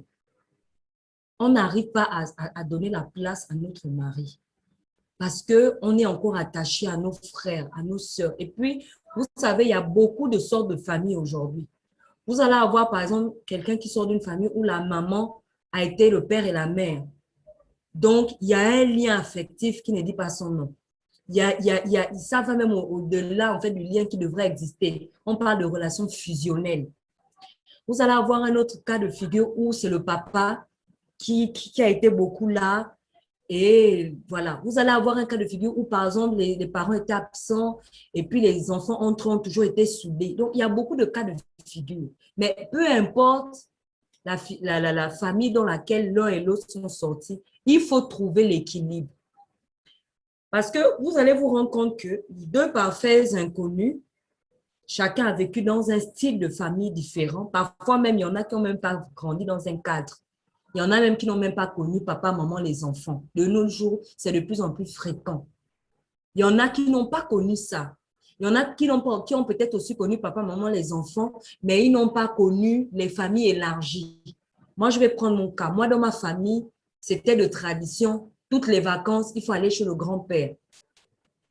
Et c'était aussi de tradition. Mon grand-père était une sorte de patriarche, c'est-à-dire que beaucoup de choses se réglaient autour de lui. C'est-à-dire que même nous, les enfants, si on avait des conflits avec notre papa, ben notre grand-père était comme un arbitre. Donc moi, c'est vrai, je vais me convertir, mais il faut dire que j'ai au moins plus de 30 ans de ma vie où j'ai déjà un modèle de famille dans ma tête. Il y a déjà un modèle de famille dans ma tête. Le frère aussi, il va avoir son style de famille, ou peut-être il n'y a pas forcément les repas de famille, il n'y a pas forcément les bonnes années en famille, il n'y a pas forcément, je ne sais pas moi, les histoires où oui, il faut aller chez papa ou bien il faut aller chez grand-père les vacances ou le week-end, etc. Quand on commence à marcher dans les fiançailles, c'est les choses qu'on met de côté, on se dit, bon, ça c'est les détails, on se marie, on se marie. Sauf qu'à un moment donné, si c'est la sœur ou le frère qui est très casanier, n'est pas très famille, ou bien il a sa sœur, une sœur, et l'autre, elle a le bataillon, plein de petits frères derrière elle, ils sont toujours collés, ils sont toujours... Si dans le fiançailles, on n'a pas commencé à discuter de ces choses, je vous assure que ça va faire des problèmes. Parce que là où toi, tu ne vas pas estimer que c'est important d'aller au repas de famille, l'autre va te dire que, ah non, c'est important d'y aller, il faut qu'on y aille. Et c'est là où maintenant, chacun prend le verset biblique qui sied à taper l'autre avec. C'est là où chacun prend maintenant la Bible comme un petit couteau pour couper seulement l'autre la gorge, que arrête de parler parce que moi, je te dis qu'il est écrit. Parce que dans les fiançailles, en fait, on n'a pas eu le temps et ça revient un peu sur la transparence. Moi, je dois dire à mon mari que où tu me vois là, voilà le contexte de ma famille. Voilà comment moi j'ai grandi. Voilà voilà quelle relation j'ai actuellement avec mon père. Parce que je me suis aussi rendu compte avec un peu d'expérience, quand je discute avec certaines sœurs, c'est que parfois on est convertis, mais dans nos familles, il n'y a pas vraiment l'identité. Parfois, ton père ne sait même pas que tu es une vraie chrétienne. En gros, quand tu es avec les parents, tu es toujours la même. Et du coup, c'est le frère qui va maintenant passer pour le mauvais parce que c'est avec lui maintenant que tu vas apprendre à être une vraie. C'est-à-dire que quand il y a les Congossas dans la famille, tu ne fais plus les Congossas. Quand il y a des choses, il ne faut plus être, on ne te voit plus. En fait, c'est maintenant ton mari ou ta femme qui passe maintenant pour le mauvais qui est venu tout casser. Parce que depuis que toi, tu es converti, tu n'as pas fait ce travail auprès de ta famille. Tu n'as pas affiché ton identité telle que tu es maintenant en Christ. Et comme l'autre arrive aussi avec peut-être une certaine rigueur, bon, ça fait maintenant que non, depuis qu'elle est mariée, depuis qu'il est marié, il a changé, etc., etc. Donc, pour revenir sur la période des fiançailles, je disais que c'est dans les fiançailles qu'on doit se mettre à nu. Pour dire que moi, dans ma famille, voilà comment on était. Dans la maison, on était juste des colocataires. Chacun vivait sa vie. Moi, comme une sœur me l'a dit une fois, elle prenait l'exemple en me disant qu'il y a une différence entre être élevé et être éduqué. Il y a des personnes qui ont juste été élevées, il y a d'autres qui ont été éduquées. Donc, quand on arrive dans le couple, on peut avoir un des conjoints qui a été éduqué et l'autre qui a juste été élevé. Donc, ça déjà, le fait de se parler, de se connaître, de se dépouiller, tu vas déjà savoir que l'autre, il a tel aspect que moi, je n'ai pas. Ou bien l'autre, il a tel débordement que je n'ai pas. Et ensemble, vous allez trouver l'équilibre. Et la personne qui est un peu trop famille, qui le rend un peu trop dans les sentiments et qui l'emmène à ne pas au final, vivre sa vraie identité devant ses parents. Et toi aussi, qui est complètement, tu zappes ta famille. En même temps, tu pries, oh Seigneur, touche mes parents, touche ma famille, mais tu es toujours absent. Aux grands absents ne te voient jamais, tu ne t'impliques jamais, que ce soit les décès, que ce soit les moments de joie, les moments de peine. Pour toi, c'est je vis ma vie. Mais tu veux quand même que le Seigneur les touche, mais en fait, tu les ignores complètement. Donc, en fait, il y a un équilibre. Il y a un équilibre à trouver, en fait. Il y a un équilibre à trouver et la parole nous donne toujours l'équilibre. Même nos aînés qui nous enseignent nous donnent toujours l'équilibre. Il ne faut pas être trop absent pour ne pas devenir passif. C'est-à-dire, toi, maintenant, les choses de la famille, on t'annonce même les nouvelles, tu dis, ah, en tout cas, eux là-bas. Et il ne faut pas aussi être trop dans l'excès, trop dedans, parce qu'après, trop être dedans, là, ça peut te tuer. Et c'est de cette différence, vous voyez, au final, qu'on a besoin de discuter dans les fiançailles pour que à la fin, quand on va se marier, ben, quand il y aura une situation qui va arriver, ben, on ne va pas être là maintenant à couteau tiré. Genre, par exemple, un couple qui s'est marié le 17 décembre. Un couple qui s'est marié le 17 décembre, c'est un exemple que je prends, vous mariez le 17 ou le 20 décembre, vous êtes là, oui, vous voulez marier. Après le 31 décembre, la soeur commence à dire au frère que non, ah non, il faut qu'on ait la bonne année chez papa. Le frère aussi dit que moi, la bonne année, c'est la Saint-Sylvestre, c'est les démons. Moi, je ne parle pas dans les choses comme ça. Mais ça ça peut vraiment devenir une source de conflit. Hein. Parce que année après année, soit la sœur aussi, elle va commencer à recevoir les coups de fil de sa famille. Ils vont commencer à lui dire, mais on ne t'a pas vu à la maison la bonne année là, pourquoi tu n'es pas venu? Oh non, elle aussi, elle ne va pas user de ça. Elle va dire, non, mon mari a dit qu'on ne vient pas. Déjà, les sœurs, on ne parle pas comme ça. Mon mari a dit qu'on ne vient pas, on ne dit pas ça. On a décidé de ne pas venir. C'est comme ça qu'on parle quand on est un. Parce que quand tu commences à dire à tes parents, mon mari a dit que, ça veut dire que quelque part, tu dis que en fait, le mauvais qui est venu m'épouser là, il est venu pour nous séparer. Donc, il faut déjà bannir ce langage. On ne dit pas, ma femme a dit que, mon mari a dit que, non, on ne dit pas ça. On dit, nous avons décidé, nous préférons rester à la maison, etc., etc. Juste, même si vous n'avez pas vraiment trouvé le bon terrain d'entente, mais vous n'avez pas à laisser les brèches aux gens. Vous n'êtes pas obligé de faire comprendre aux gens. Les gens ont besoin de savoir que tel domaine de votre vie, vous n'avez pas encore trouvé le terrain d'entente, en fait, le juste milieu. Donc, je sais que l'aspect de gestion des familles, là, c'est chaud. Et on ne va pas s'éterniser parce qu'on n'a pas beaucoup de temps, on est obligé de passer. Et on va revenir sur On va revenir sur les questions plus tard. Amen. Donc, on était au niveau de la gestion des familles et tout naturellement, après, il faut aussi qu'on regarde l'aspect de notre famille, de nos enfants aussi. Moi, je parle avec la culture africaine en arrière-plan. Généralement, quand on se marie, on s'attend à quoi? À avoir des enfants. Généralement, la question même je dis quoi, de la stérilité ou même la question des enfants n'est pas souvent gérée dans les fiançailles. Et si on se marie et qu'on n'arrive pas à avoir des enfants? C'est une question qu'on ne se pose pas. Et si on se marie, est-ce qu'on fera un certain temps entre nous avant de faire des enfants? En fait, il est important, en tant que responsable, de poser ces bases-là. On va se marier, c'est vrai. On va se multiplier, c'est vrai. Mais on le fait quand? Est-ce qu'on le fait maintenant? Et maintenant, si on le fait maintenant et que le Seigneur dit c'est dans 3 ans, 5 ans, 6 ans, comment on va se comporter? Donc, il y a aussi ça qu'on doit pouvoir s'accorder entre nous. Oui, chérie, on va se marier. On va avoir 5 enfants, c'est vrai. Mais si le Seigneur décide qu'on n'a que 2, ou s'il décide qu'on les fera dans 20 ans, dans 10 ans, c'est lui qui est souverain, comment est-ce qu'on va se comporter? Et beaucoup de cette pression-là de la part de leur belle famille, pourquoi? Parce qu'il n'y a pas d'enfants. Beaucoup de gens veulent que lorsqu'on se marie, eh bien, automatiquement, les années qui suivent, mais si ça n'arrive pas, cette question doit pouvoir être discutée avant le mariage, avant les fiançailles. Oui, chérie, si, parce que c'est le Seigneur qui bénit, hein, l'enfant ne vient pas de nous, c'est le Seigneur qui donne. Si il ne permet pas qu'on ait l'enfant dans les 5 années après le mariage, qu'est-ce qu'on fera? Est-ce que pour autant on va commencer à chercher qui parmi nous a des problèmes? Ou bien commencer à dire qui a été maudit par qui a encore des liens, machin? On va faire comment? Est-ce qu'on va rester soudés pour dire c'est le Seigneur qui donne, on attend son temps? On va commencer à dire non, madame, on dirait que c'est toi qui as des problèmes. Hein. Parce que chez nous en Afrique, c'est toujours la femme qui a des soucis de conception. Ce n'est jamais l'homme. Alors qu'il peut arriver que l'homme aussi a un souci de conception. Ce n'est pas l'apanage seulement des femmes. Hein. On peut avoir des hommes qui ont des problèmes dans la conception, comme des femmes. Donc, ça, c'est aussi une question qu'il faut qu'on gère. Comment on va gérer ça? Si on arrive à avoir des enfants très rapidement, est-ce que pour autant, on va s'entretuer? Est-ce que pour autant, on va se diviser? Est-ce que pour autant, on va aller courir chez les docteurs à gauche, à droite pour faire maintenant même les filles, les inséminations artificielles, tout ça là, pour avoir à tout prix un enfant pour montrer que nous aussi, on est mariés?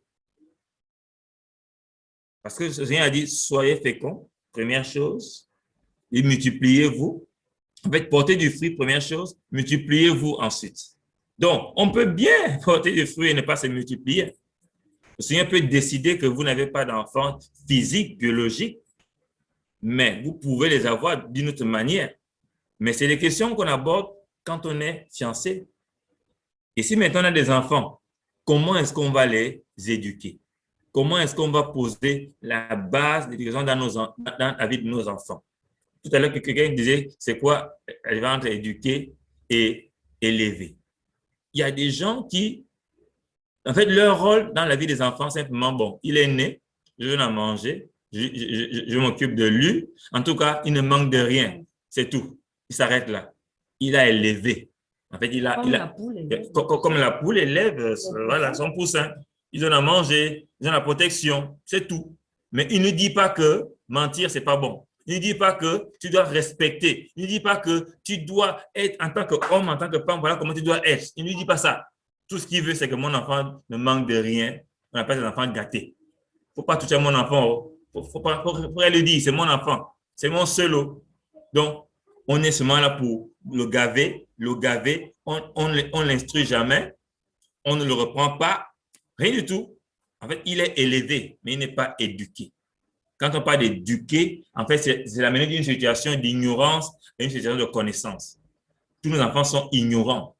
Ils sont ignorants. Il faut les amener hors de l'ignorance, les amener à la connaissance. C'est comme le bon berger qui amène les brebis dans les verts pâturages. Donc, nous, c'est que nos enfants sont incultes, ils sont besoin d'être éduqués, d'être bâtis, d'être corrigés, d'être construits. Donc, notre rôle, c'est apporter la parole, apporter les instructions, apporter l'éducation dans leur vie. Mais beaucoup de parents ne font pas ça. Avec les enfants, ils ne savent même pas s'asseoir pour discuter, même pas s'asseoir pour parler.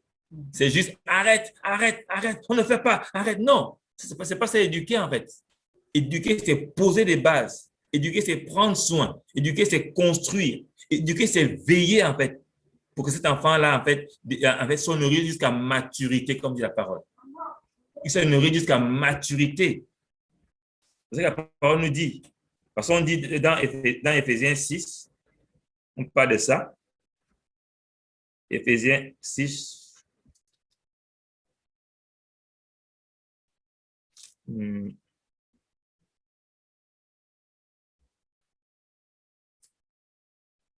Éphésiens 6, verset 4. Un peu le rôle pour savoir un peu le rôle des pères, des parents.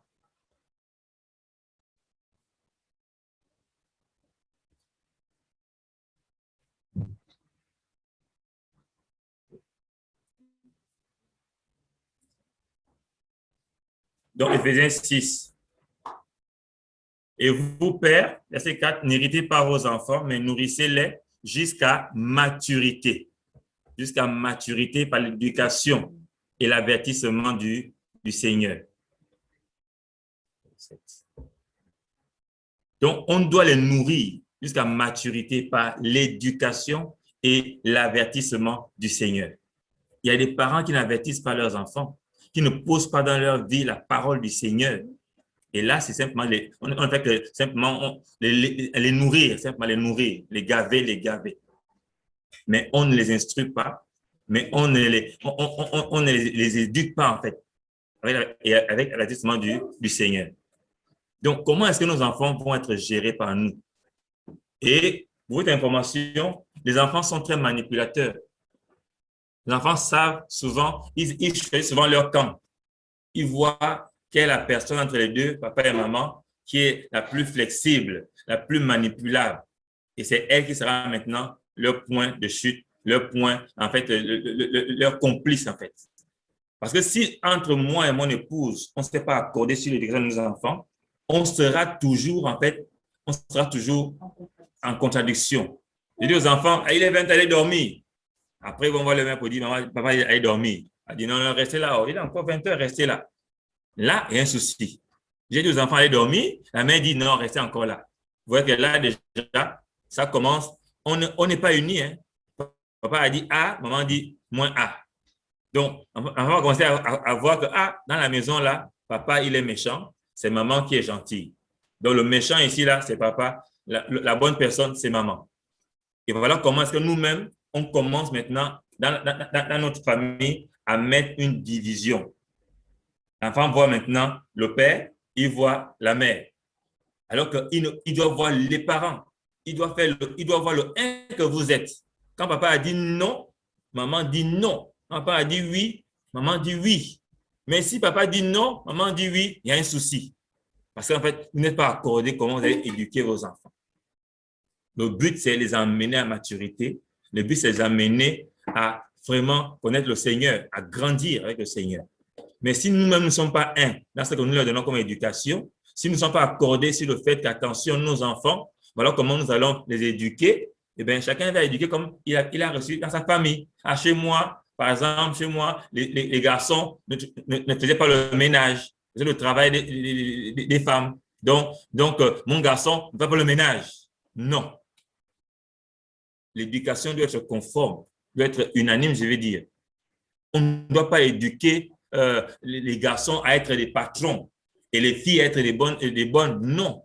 Le garçon doit apprendre à faire le ménage. Le garçon doit apprendre à laver ses habits. Le garçon doit apprendre à préparer. Il doit apprendre à faire ça. Mais aujourd'hui, on a dit aux garçons, non, toi, tu es le chef de famille, quoi. Après, papa, c'est toi. Donc, tes soeurs, là, même si elles sont plus grandes que toi, c'est toi le chef. Non. Non. Et ça, c'est dans les fiançailles qu'on s'accorde pour dire, attention, nos enfants, là, le Seigneur nous a donné pour une mission bien précise. Il ne faut pas que nous soyons en porte-faux. Il ne faut pas que nous soyons contradictoires dans ce que nous leur disons comme enseignement. Ce que papa a donné comme enseignement, maman vient et appuie. Ce que maman a donné comme enseignement, papa vient et appuie. On n'est pas là pour se dire il faut que les enfants m'aiment plus bien que les enfants trouvent une oreille plus attentive chez moi que chez l'autre. C'est encore la concurrence. On l'a vu, hein, avec qui? C'était Ésaü et Jacob. Il y avait un qui était aimé par sa mère, parce qu'à cause du fait que, voilà, et l'autre qui était aimé par son père, à cause du gibier. Il y avait un que la mère aimait parce qu'il était un homme posé, il était souvent sur les tentes. Il y avait l'autre que le père aimait à cause du gibier. Et à la fin, ça finit comment? Ça finit comment? Ça a mal fini parce que les parents déjà n'étaient pas unis. Et chacun a commencé à avoir une préférence. Donc, il ne faut jamais avoir de préférence dans les enfants. Jamais de comparaison. L'enfant est unique. Commencer à dire que tu n'es pas comme ta soeur, tu n'es pas comme ton frère. Tu vas les amener à la jalousie. Tu vas les amener à se concurrencer entre eux. Donc, il est important que vous posiez ces bases-là. Comment est-ce qu'on va gérer nos enfants? Comment est-ce qu'on va, comment on va les éduquer? Comment, même par rapport à leur nom, quel nom ils vont porter? Je ne sais pas pour ceux qui sont en Europe, mais ceux qui sont au Gabon et en Afrique, on sait que chez nous, il y a beaucoup l'aspect d'homonyme. Il faut que l'enfant porte le nom du grand-père, de l'oncle, de la tante, du cousin, de tout ça là, qui est mort depuis des années. Ça, c'est chez nous, les homonymes. Est-ce que nous, on est convaincus de ça en tant que chrétiens? Est-ce que nous, on va le faire? Il faut que vous vous accordiez. Parce que nous, on connaît un couple comme ça. C'est une question banale pour eux. Ils n'ont pas abordé la question durant leur fiançailles. Mais dans le cœur du mari, en tout cas, la femme qui va naître là, c'est une fille, elle va porter le nom de ma mère. Mais dans le cœur de la sœur, non, non, non, moi, l'affaire de Onim là, je ne suis pas convaincu, donc on ne fait pas ça. Mais chacun a gardé ça dans son cœur. Ils n'ont pas partagé sur ça quand ils étaient fiancés. Donc chacun a dit, en tout cas, l'enfant qui va naître là sera comme ça. Et quand même durant la grossesse, ils ne sont même pas assis pour dire, mais finalement, quand il va naître là, il portera quel nom? Non. Mais chacun avait sa position dans son cœur. Ah non, moi, comme c'est une fille, en tant que père, ce sera le nom de ma mère. La femme dit, non, comme c'est une femme, en tant que femme, ce sera simplement un nom, le nom de son père, et puis le prénom, c'est tout. Finalement, l'enfant est né. Et quand l'enfant est né, le mari dit, OK, il s'appellera nom de ma mère. Oh, la femme dit, non, non, non, pas ça. Il va s'appeler son nom plus un prénom. Et entre-temps, le mari avait dit à sa mère que non, cet enfant-là, c'est ton homonyme. C'est ton homonyme. Donc, la mère savait que l'enfant qui naît là va porter mon nom. Imaginez maintenant ce qui se passe dans le couple. La femme dit non, pas d'homonyme. Le mari dit non, moi je veux l'homonyme parce que j'ai dit à ma mère que c'est l'homonyme. Et je vous assure que ça fait des dégâts dans ce couple-là pendant des années. Ça fait des dégâts. C'est mal jusqu'aux belles familles, ça fait des problèmes. Ça avait l'air banal, hein? Mais vous voyez que comme durant les fiançailles, ils n'ont pas parlé de ça, finalement, ça les a rattrapés dans le mariage. Donc, c'est des questions qu'il faut aborder. Il ne faut rien négliger dans le mariage. Qu'est-ce que tu penses du nom des enfants? Mon mari, tu penses de quoi? Ma femme, tu penses quoi? On discute, on échange et on se met d'accord par rapport à ce que la parole nous convainc. Il ne faut pas qu'on vienne maintenant convaincre notre fiancé avec la culture. Ah non, chez nous, c'est comme ça. Chez nous, les femmes du Nord, c'est comme ça. Chez nous, les gens du Sud, c'est comme ça. Non, ce n'est pas comme ça. On n'est plus dans la culture des femmes ou bien des miennes, dans la culture du royaume. La culture du royaume dit quoi? Et c'est tel qu'on doit appliquer dans nos familles et non pas celle de nos origines. Donc, comment est-ce qu'on va éduquer nos enfants? Est-ce qu'on veut qu'ils voient deux personnes ou bien est-ce qu'on veut qu'ils voient une personne? Il faut que lorsque l'enfant écoute le son de sa mère, écoute le son de son père, il dit, oh, mais les deux là, vraiment, ils sont pareils. Oui, parce que vous êtes un. Mais s'ils écoutent les deux sons, ils voient que non, mais lui, il est mieux, l'autre est mieux que non. Donc, je vais me pencher vers mon père parce que mon père est plus gentil. Maman, vraiment, là, elle est méchante. Il ne faut pas qu'on arrive à ce point-là. Comment est-ce qu'on va éduquer nos enfants? Quelle est la vision que nous avons pour l'éducation de nos enfants? Quel est le but qu'on veut atteindre avec nos enfants? Comment on va le faire ensemble? Parce qu'il n'y a pas l'éducation de monsieur et de madame, non. C'est notre éducation de la famille, du couple. Donc, il faut vraiment qu'on puisse accorder, il faut vraiment que vous ayez une vision claire par rapport à ce point-là. Alors, moi, par rapport à l'éducation des enfants, il y a une petite anecdote qui me revient là. Je voulais partager parce que souvent, quand on applique la culture du royaume sur nos enfants, on a souvent des remarques, même des frères et sœurs, des personnes converties, qui vous disent que, ah, vous faites les choses des blancs. Ils disent que vous faites les choses des blancs. Quand, par exemple, vous prenez vos enfants dans vos bras, vous leur témoignez de l'amour. Quand vous voyez qu'un enfant a besoin d'être encouragé, vous l'encouragez. Quand vous vous intéressez à ce que les enfants font pour essayer de détecter les grâces, les talents avec lesquels ils sont nés pour les orienter même dans leur vie future, quand vous jouez avec eux, quand vous passez du temps avec eux, on dit que vous faites les choses des blancs. Ce ne sont pas les choses des blancs. Parce que si c'était les choses des blancs, ça veut dire que Jésus donc a une couleur et il a une préférence de culture, ce qui n'est pas biblique, ce qu'il faut. Et pour la petite anecdote, moi, j'ai été orpheline à l'âge de 13 ans. Je crois que beaucoup d'entre nous en Afrique, on a beaucoup l'image paternelle de papa qui fait peur. Et il y a beaucoup de pères, il y a beaucoup de chrétiens qui aiment entretenir cette image, à vouloir mettre une espèce de barrière, une espèce de, vous savez, une zone là où les enfants ne doivent pas franchir, parce que c'est la zone du boss, c'est la zone du patron de la maison. Et moi, quand on était enfant, on avait tellement peur de notre papa au point où quand on entendait seulement le klaxon de sa voiture, tout le monde filait dans les chambres comme des rats qui rentraient dans les trous parce qu'il nous faisait peur. Et à la maison, c'était maman qui était notre porte-parole. Pourtant, quand on était plus jeune, papa, il était très, voilà, il aime beaucoup ses enfants, il s'occupait de nous. Mon père, il est du genre à t'emmener l'enfant chez le pédiatre et tout. Il n'y avait pas de souci, mais c'est que on avait nous-mêmes, et peut-être lui, sans se rendre compte, avait développé une image paternelle, je ne sais pas moi, voilà, le papa qui fait peur.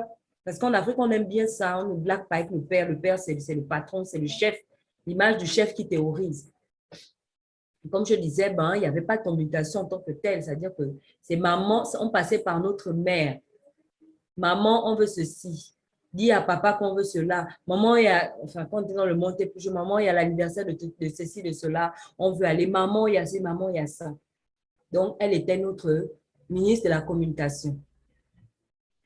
Alors, en 2000, notre maman est décédée. Notre ministre de la communication nous a été arraché. Il fallait maintenant apprendre à parler avec papa, avec qui on ne se disait rien. C'était pas facile. Et pour papa lui-même, il se retrouve maintenant, en fait, il se retrouve maintenant avec des filles. Mais quand je vous dis les âges variaient de 16 ans, de 16 ans à notre dernière petite sœur avait 6 ans. Donc, tu avais 16 ans, 13 ans, 10 ans et 6 ans. Vous imaginez. Vous avez déjà des adultes, une adolescente, une préadolescente. Vous avez d'autres là qui sont comme on dit en Afrique, des nyama-nyama. En tant que papa, vous vous retrouvez avec 4 filles. Vous n'avez jamais parlé avec. Vous ne savez même pas comment il faut faire. C'est-à-dire que la douleur, elle est double. La douleur, elle est même triple. Parce qu'au-delà de la perte de la femme, au-delà de la perte de la mère dans la maison, vu que oui, la mère joue un rôle, c'est vrai, la mère, c'est comme le baromètre dans la maison. C'est vrai. Mais s'il y avait déjà cette relation à la base, les choses seraient facilitées. Ça allait faciliter les choses. Pour nous dire qu'on doit être aussi préparé à toutes éventualités, parce que dans le couple, on ne sait pas qui va partir avant l'autre. Tu peux te retrouver seul avec les enfants, le mari comme la femme. Donc, chaque parent doit apprendre à jouer son rôle auprès de ses enfants. Ne pas faire comme on voit en Afrique. Lorsque tu as un papa, on dit « Ah, lui, il est papa bonbon, il est papa très… » Et ça devient même rare. Quand vous allez chez les pédiatres, même le pédiatre, c'est moi, même quand vous allez dans les visites prénatales, excusez-moi, mais vous voyez une file de femmes là, avec des bébés. Il n'y a jamais de père. Elles sont enceintes plutôt chez le gynécologue. Il n'y a jamais de père. Donc, le suivi de la grossesse se fait, la femme, elle est mariée, mais elle se fait toujours accompagner par sa mère à elle, ou elle se fait accompagner par sa belle-mère. En fait, le père commence même déjà à être absent avant même que l'enfant ne vienne au monde. Il est déjà même absent, l'enfant encore dans le ventre. Et après, vous avez voilà, les visites chez le pédiatre, vous avez tout. En fait, le père est toujours perdu. Perdu de chez perdu parce qu'il préfère rester dans sa zone non franchissable. On dirait une limite. Voilà, la mère et les enfants sont là-bas. Moi, je suis dans mon univers de boss infranchissable. Quand je rentre dans la maison, faut pas venir me tomber dessus. Ou bien, je n'ai pas le temps pour jouer, etc. Mais quand vous avez des pères qui essaient d'être là pour leurs enfants, en Afrique, on dit qu'ils font les choses des Blancs. Et ça, déjà, il faut bannir ça, en fait. Il faut bannir ça. Ce n'est pas la culture du royaume. Et c'est pas non plus, c'est pas le faire, ça ne veut pas dire qu'on veut vivre comme les Blancs. Parce que les Africains, dès qu'on témoigne de l'amour, les Africains, dès qu'on est propre, c'est qu'on est comme les Blancs. Mais ça n'a rien à voir, c'est biblique. Tout est écrit dans la parole. Maintenant, chacun doit simplement accepter de se laisser façonner, de quitter de son état, de sa culture, pour adopter la culture du royaume. Sinon, que ça n'a rien à voir avec une culture occidentale où vous dire que non, vous voulez maintenant vivre comme les gens développés. Et vraiment, je vais insister sur le fait qu'il ne faut pas comparer les enfants. Parce que nous, tout ce temps que nous sommes là, on a beaucoup souffert de ça. Comparer, tu n'es pas comme ta soeur, tu ne fais pas telle chose comme ta soeur, tu ne fais pas telle chose comme ton frère, tu fais pas. Les enfants sont uniques, d'où l'important justement de s'accorder quand vous êtes encore fiancés, de se dire, nos enfants, on ne va pas leur imposer de faire bac plus 100. Nos enfants, on va essayer de regarder là où les uns les autres excellent, on va les accompagner. On va les accompagner, on va les soutenir. Parce que chaque enfant est unique. Si tu as un enfant qui est mathématicien, il a envie de faire la science, ben, tant mieux, mais ce n'est pas écrit qu'on a réussi dans la vie que lorsqu'on est scientifique. Si tu as une fille qui aime la cuisine, elle te dit depuis qu'elle est petite qu'elle a envie de faire pâtisserie ou bien être cuisinière, pourquoi tu vas commencer à l'en dissuader?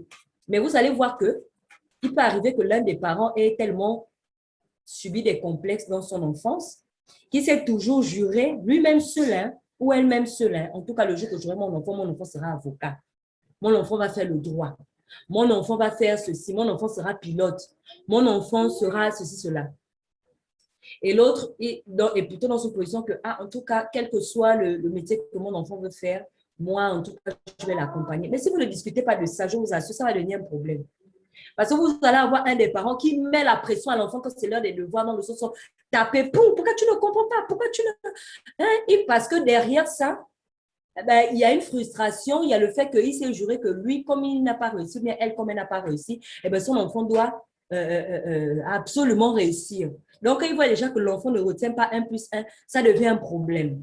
Ça devient un problème. Et l'autre parent va plutôt dire, mais tu n'as pas besoin de t'énerver, tu n'as pas besoin de crier. Oui, mais parce qu'en fait, il y a une frustration derrière. Et ça revient à ce qu'on disait, n'ayons pas honte, serons tout de nu.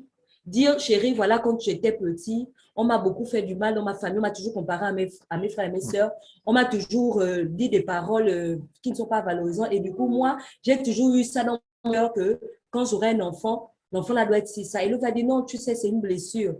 Voilà, regarde ce que la parole dit. Et puis, on avance, ce qui fait que demain, quand l'enfant va développer son talent, ça ne va pas devenir une source de, oh non, toi, quand c'est les devoirs, tu es toujours en train de gronder l'enfant, tu es toujours, l'autre va dire, oh non, toi, tu es laxiste. Parce que justement, il y a des blessures que les parents ne venaient pas reproduire, comment on dit, ne venaient pas reproduire les choses que vous avez ratées. Si tu voulais être médecin, tu n'as pas pu être médecin, ne viens pas commencer à mettre ça sur l'enfant. Le Seigneur ne t'a pas dit qu'il veut que l'enfant là soit médecin. D'où l'importance de demander au Seigneur quelle est la vision que Seigneur tu as pour l'éducation de nos enfants. Ce n'est pas comme ça, il dit que non, moi mon enfant doit être ceci, moi mon enfant doit être cela. Il faut demander au Seigneur, Seigneur, tu nous donnes des enfants, c'est pourquoi. Comme ça, si toi, tu avais des motivations impures, ou bien si l'autre aussi était au manque d'ambition, parce qu'il y en a aussi qui ont ça. Non, non, non, il ne faut pas que l'enfant soit médecin. Tu sais que les médecins, il va rentrer dans l'ordre des médecins, il va être franc-maçon. Parce qu'il y a d'autres aussi qui vont complètement dans l'autre sens. Ah non, non, non, il ne faut pas que notre enfant fasse la finance, parce que sinon, il va aller en prison, il va voler l'argent. Parce que moi, quand j'étais petit, j'avais vu tel, ou bien dans ma famille, mon oncle était allé en prison, ils avaient détourné l'argent. Donc, il faut qu'on discute en fait. Mais se dire, ben, si notre enfant, lui, il excelle dans des choses que nous, on n'a pas connues, ben, on va le laisser, on va l'accompagner. Mais pour ça, il faudrait qu'on soit accordé, on ait une vision de l'éducation des enfants. Ne pas pousser les enfants dans les excès parce que nous, on n'a pas pu se réaliser. Et ne pas non plus avoir peur de ce que le Seigneur a envie de faire avec nos enfants parce que nous, on n'a pas atteint peut-être ce niveau dans la vie. Mais c'est s'en remettre au Seigneur, en fait. Donc, voilà. Amen. Vraiment, c'est ça, il faut vraiment qu'on comprenne. Tout ce que le Seigneur donne ce soir, c'est pour que nous, nous formons de nouvelles familles. Les jeux qu'on a subis nous-mêmes en tant qu'enfants. Et aujourd'hui, le Seigneur nous montre clairement que nous, on doit faire mieux. On doit changer ça et nous mettre sous la parole, en fait. On ne doit pas reproduire les choses qui nous ont blessés hier et le faire avec nos enfants, en fait. On ne doit pas les reproduire. Parce que malheureusement, il y a ça aussi. Ah, moi, j'ai souffert, tu dois aussi souffrir. Non, non, ton père était planteur comme le mien. C'est normal que j'ai vécu comme un enfant de planteur. Mais si aujourd'hui, moi, je suis autre, je ne suis pas planteur, pourquoi mon enfant va vivre comme un planteur? C'est pas possible. Donc, il faut vraiment qu'on comprenne qu'attention, ce que j'ai subi ne doit pas être une occasion pour moi de faire subir ça à mon enfant aussi. Il ne faut pas aussi que maintenant, comme j'ai raté quelque chose, que maintenant, mon enfant soit maintenant comme là à mes actes manqués, quoi. Il va rattraper mes actes manqués. Non, non. Chaque enfant est unique et qu'est-ce que le Seigneur veut faire avec mon enfant? C'est important. Parce qu'il me l'a donné pour en prendre soin. Mais est-ce que le Seigneur veut que mon enfant fasse ceci ou cela? Pourquoi je vais imposer à mon enfant ma volonté? Et vous comprendrez plus tard que lorsque maintenant il va à la mariage, on dit non, je décide qu'on prend la dot. Pourquoi? Parce qu'on estime que j'ai beaucoup investi. Mais c'est ton rôle d'investir dans la vie de ton enfant. Mais tu n'as pas en retour demandé qu'on te paye quelque chose. C'est ton rôle en tant que père d'investir dans la vie de ton enfant. C'est ton rôle. Oui, désolé pour tout à l'heure. En fait, c'était pour ne pas oublier. Je disais que ce point que tu abordes aussi est très important. Dans le sens où, parfois, nous, on a la grâce d'avoir des choses et qu'on pourrait offrir à nos enfants. Mais on a tendance, ça devient comme des martyrs. Oh non, nous, on allait à l'école à pied. Et parfois, on le chante même aux enfants. Ça devient même comme si, j'ai envie de dire quoi. En fait, les enfants sont même mal à l'aise. Oui, nous, à notre époque, on allait à l'école à pied. Vous êtes là, on vous dépose matin, midi, soir. Mais si toi, comme disait le frère, si toi, enfin, à ton époque, ton papa n'avait pas de véhicule et que toi, le Seigneur t'a donné un véhicule, pourquoi l'enfant doit savoir que toi, tu as souffert d'aller à l'école là? Puisque on dit que tout est grâce. Lui, c'est ça, grâce d'avoir eu un papa qui a une voiture, qui le dépose et qui vient le chercher, qui s'occupe de lui, en fait. Mais parfois, vous voyez, en tant que parents, on reproduit parfois ce que nous-mêmes, on nous a fait. Parce que nos parents aussi avaient l'habitude de nous faire ça. Oh oui, vous êtes là, vous mangez ceci. Nous, à notre époque, on n'avait pas ça. Mais chacun sa grâce, chacun son époque, chacun sa saison, vraiment chacun sa grâce, quoi. Ne sortons pas des paroles où les enfants vont commencer à se dire que est-ce qu'ils méritent ou bien ils ne méritent pas. Oui, moi, à mon époque, j'ai commencé à voyager à 30 ans. Donc, tu vas attendre 30 ans pour voyager. Alors que tu as l'argent, hein. Tu as l'argent pour acheter à ton enfant le billet d'avion. Tu as les moyens pour emmener ou bien même pour envoyer ton enfant étudier à l'étranger. C'est-à-dire, tu te refuses même de t'organiser. Depuis que tu as commencé à travailler, tu te refuses de mettre même 1000 francs de côté pour ton enfant. Parce que, en tout cas, nous, on a fait comment? Nous, on s'est débrouillé là. Lui, non. Lui aussi va se débrouiller là. Alors que non, peut-être que le Seigneur, lui, t'a béni d'un travail pour que cet enfant-là, tu puisses lui payer des études et que cet enfant-là puisse faire tel ou tel métier. Mais parfois, vous voyez, ça peut mettre au-delà des blessures, parfois c'est la sorcellerie inconsciente. C'est vraiment la sorcellerie inconsciente. De refuser de donner à son enfant l'aisance parce que toi, tu n'as pas eu. Alors que lui, il a sa grâce. Que toi, tu n'as pas eu, vous n'êtes pas pareil. Lui, il a sa destinée, toi, tu as la tienne. Et vraiment, moi-même, ça m'enseigne, quoi. Il y a des choses qu'il faut arrêter, qu'on arrête de dire aux enfants. Si toi-même, tu as commencé à acheter à l'enfant le beurre, tu as mis le pain au beurre, que mange. Maintenant, le mois suivant, tu sais que tu n'as pas l'argent. Dis tranquillement à l'enfant que, ah, bébé, le mois là, il n'y a pas l'argent. Ah bon, hein? Donc, le pain au beurre, nous, on mangeait le pain sec. Non, tu n'es pas obligé de dire ça à l'enfant. Parce que lui, c'est ce qu'il a connu, c'est ce que tu lui as donné. Et pour finir, l'éducation, ça va aussi dans le manger et dans le vêtir. Il faut apprendre les enfants à manger correctement. Et c'est tout ça là, la vision aussi on doit s'accorder. Vous allez voir des personnes qui vont vous dire, non, moi, j'estime que l'enfant, il faut le gâter en bonbons, en chocolat, en biscuits. Et puis l'autre va dire, non, moi, je veux une éducation d'alimentation saine pour les enfants. Ça va devenir la bagarre parce que c'est une seule poche qui fait. Quand je dis une seule poche, je parle des finances. On a des finances en commun. bah, on va décider de ce qu'on achète. Si la femme ou le mari estime que non, il faut qu'on prenne les chips, les biscuits, les bonbons, les chocolats, et l'autre dit que non, prenons les légumes et les fruits, ben, ça peut devenir une source de conflit. Et même ça, là, même quand on n'a même pas les enfants, c'est une source de conflit.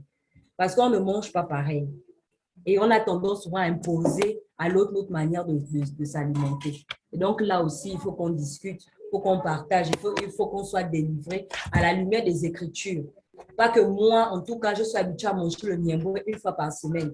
Donc, madame, tu te débrouilles à me donner mon niembo. Ou bien, monsieur, non, moi, chez mon père, on mangeait toujours avec le jambon. Donc, monsieur, je suis désolée, mais moi, dans le marché, je dois avoir mon jambon.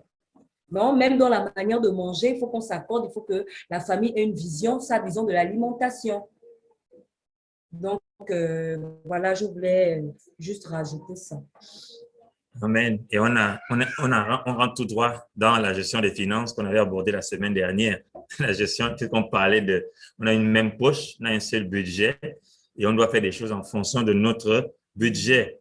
Donc, on a dit qu'on n'est plus deux, on est un. Et je le reprends, mon salaire ne m'appartient plus. Même si je gagne des millions et que mon conjoint gagne des dizaines de mille, nos salaires se mettent ensemble et ça devient le salaire de la famille.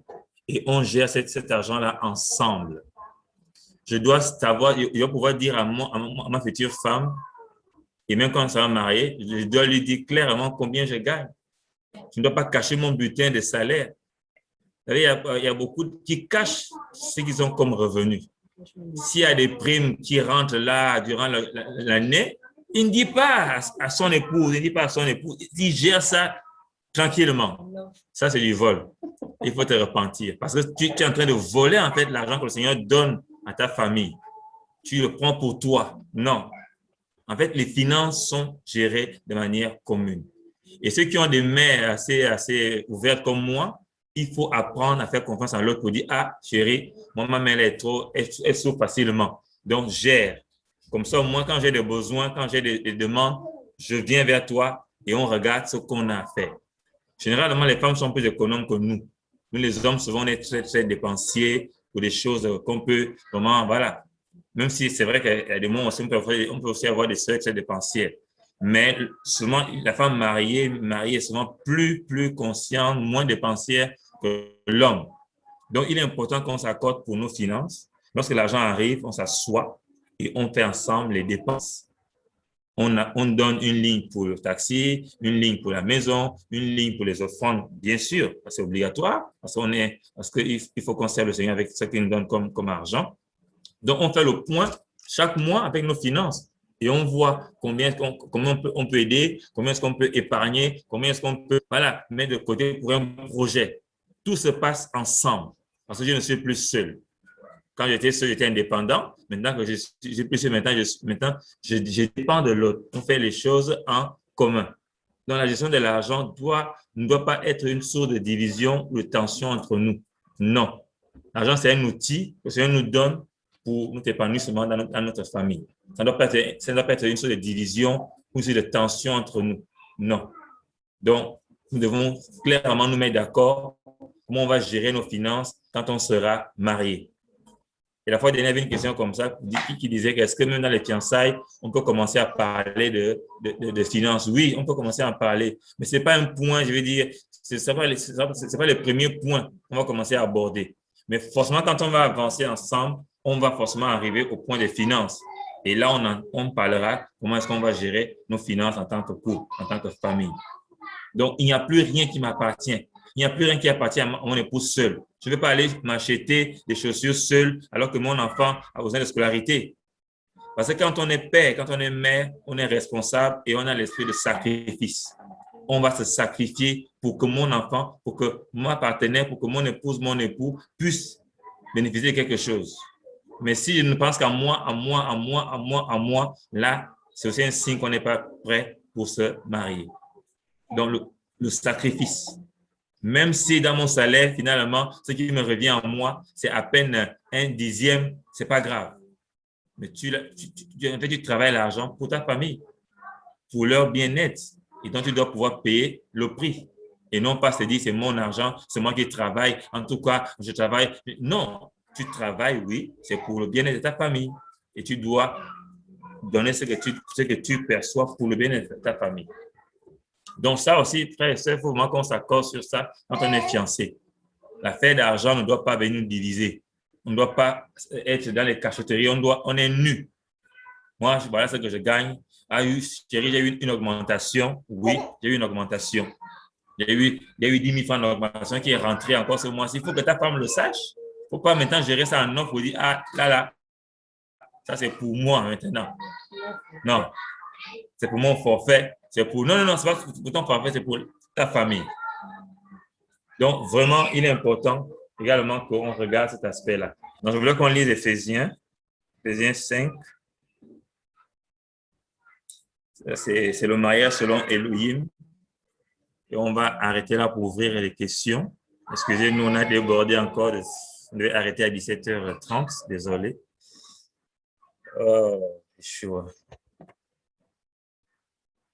C'est un verset que beaucoup de chrétiens, on aime.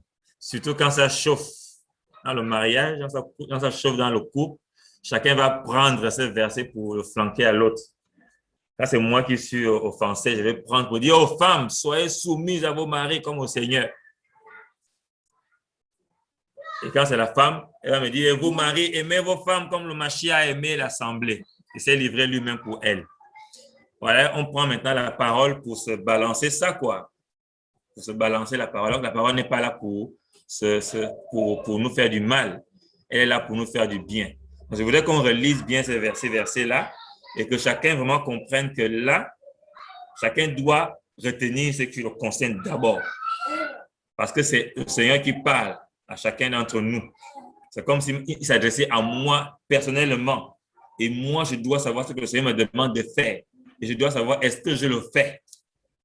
Si je ne le fais pas, on va lire. Femmes, soyez soumises à vos maris comme au Seigneur.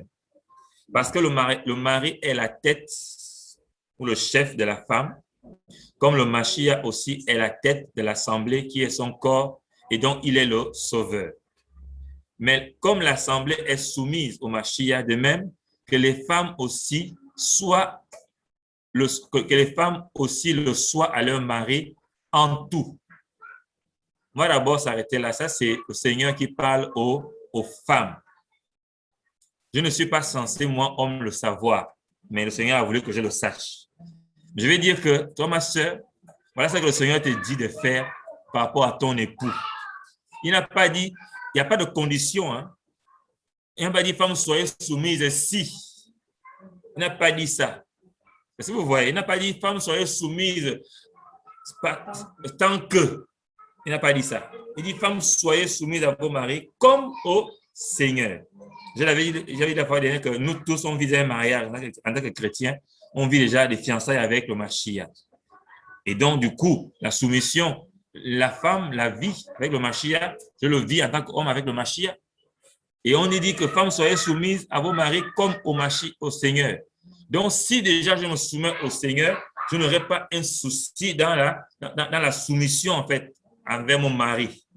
C'est pourquoi on doit être sûr déjà qu'on est converti. Et que ce que je vis avec le Mashiach et Yoshua, je le vis aussi avec mon mari sans me plaindre. Pourquoi est-ce que je dois être soumise à mon mari? Parce que le mari est la tête ou le chef de la femme. Ça là, on ne peut pas enlever ça. On ne peut pas enlever ça. Que ton mari soit petit, qu'il soit court, qu'il soit grand, qu'il soit riche, qu'il soit pauvre, noir, blanc, tout ce que tu veux, il est la tête, il est le chef. Ça, tu ne peux pas lui enlever ça. C'est le Seigneur qui a décidé comme ça et nous, on se soumet à sa parole. Même si tu gagnes plus que ton mari, c'est ton chef. Même si tu es plus belle que ton mari, c'est ton chef, c'est le mari, c'est la tête. Tu n'as pas le choix. Même si tu es le directeur général de ton entreprise et que ton mari, lui, il est laveur de voiture à la maison, il est ton chef. Ça, c'est des choses qu'on doit fixer clairement quand on veut se marier. Et on dit, parce que le mari est la tête de la femme, comme le Mashiach aussi est la tête de l'assemblée qui est son corps et dont il est le sauveur.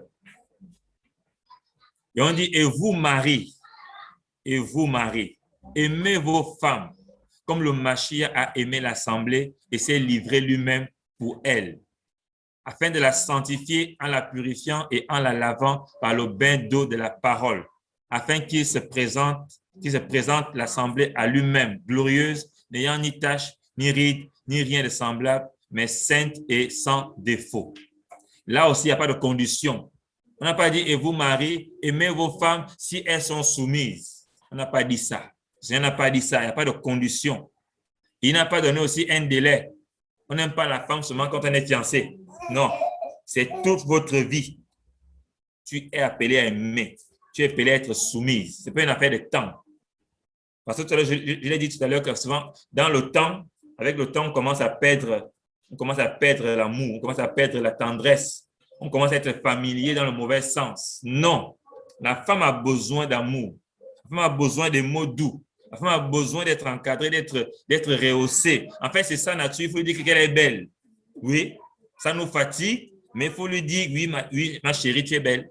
Oui, tu t'es bien tressée, tu es bien habillée. Oui, tu es splendide, tu es magnifique, tu es gracieuse.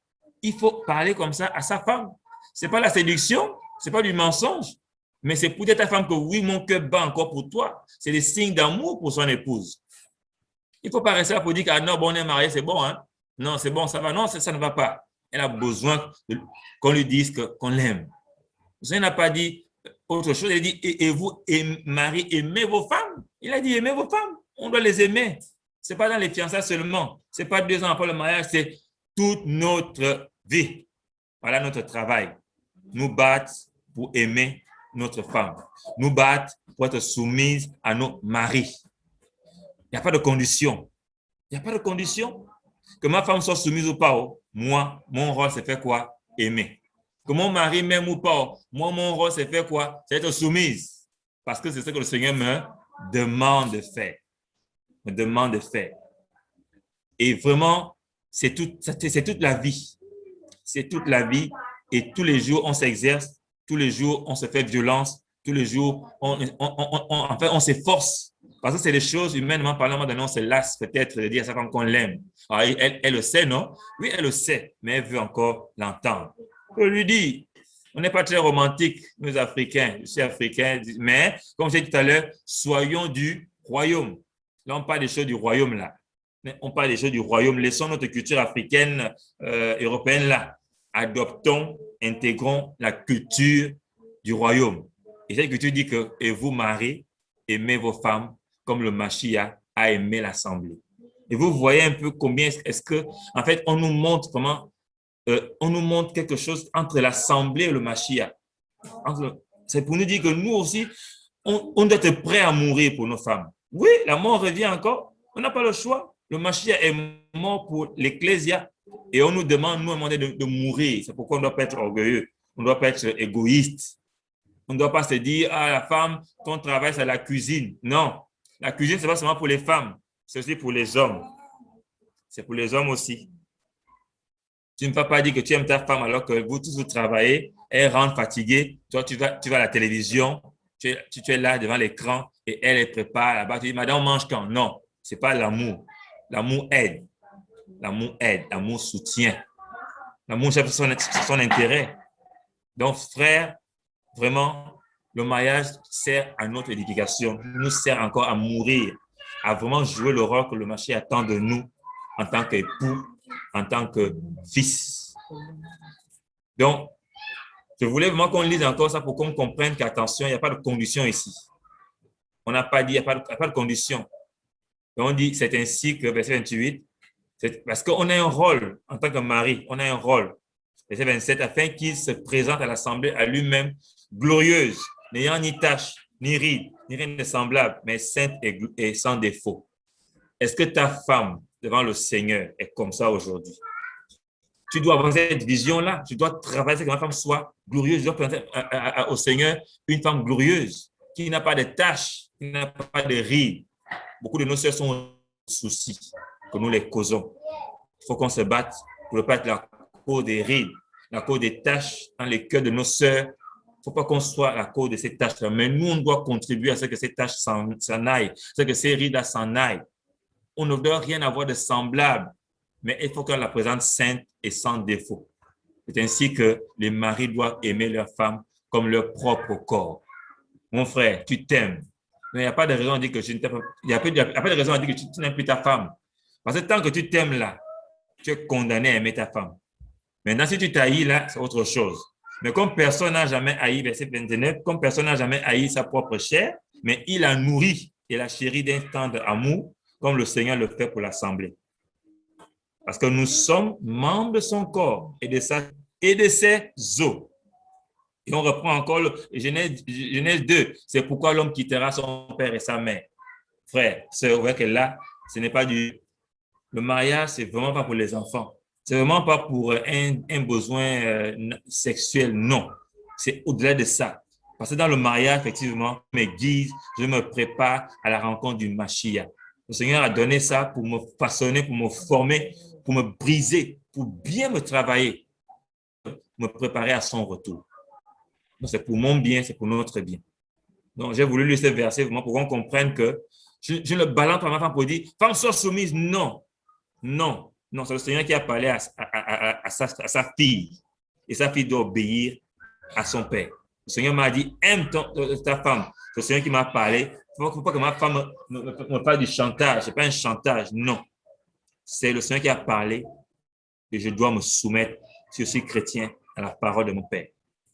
Donc, je voulais vraiment terminer par ce verset pour nous dire que, attention, frères et sœurs, le mariage dans lequel nous voulons nous engager, nous devons être responsables. Parce que le Seigneur nous confie sa fille, nous confie son fils, nous confie demain ses enfants. Et je vais rendre compte de comment est-ce que je les aurais traités devant le Seigneur. Il n'y a pas le mariage au ciel, c'est vrai, mais je peux rater le ciel si mon mariage sur terre est mal géré. Donc, c'est des choses à prendre vraiment avec beaucoup de sérieux et nous devons tout faire pour ne pas reproduire les choses de nos cultures, les choses de nos systèmes, mais reproduire les choses que la parole nous recommande de reproduire. Oui, chérie, vas-y. Donc, voilà.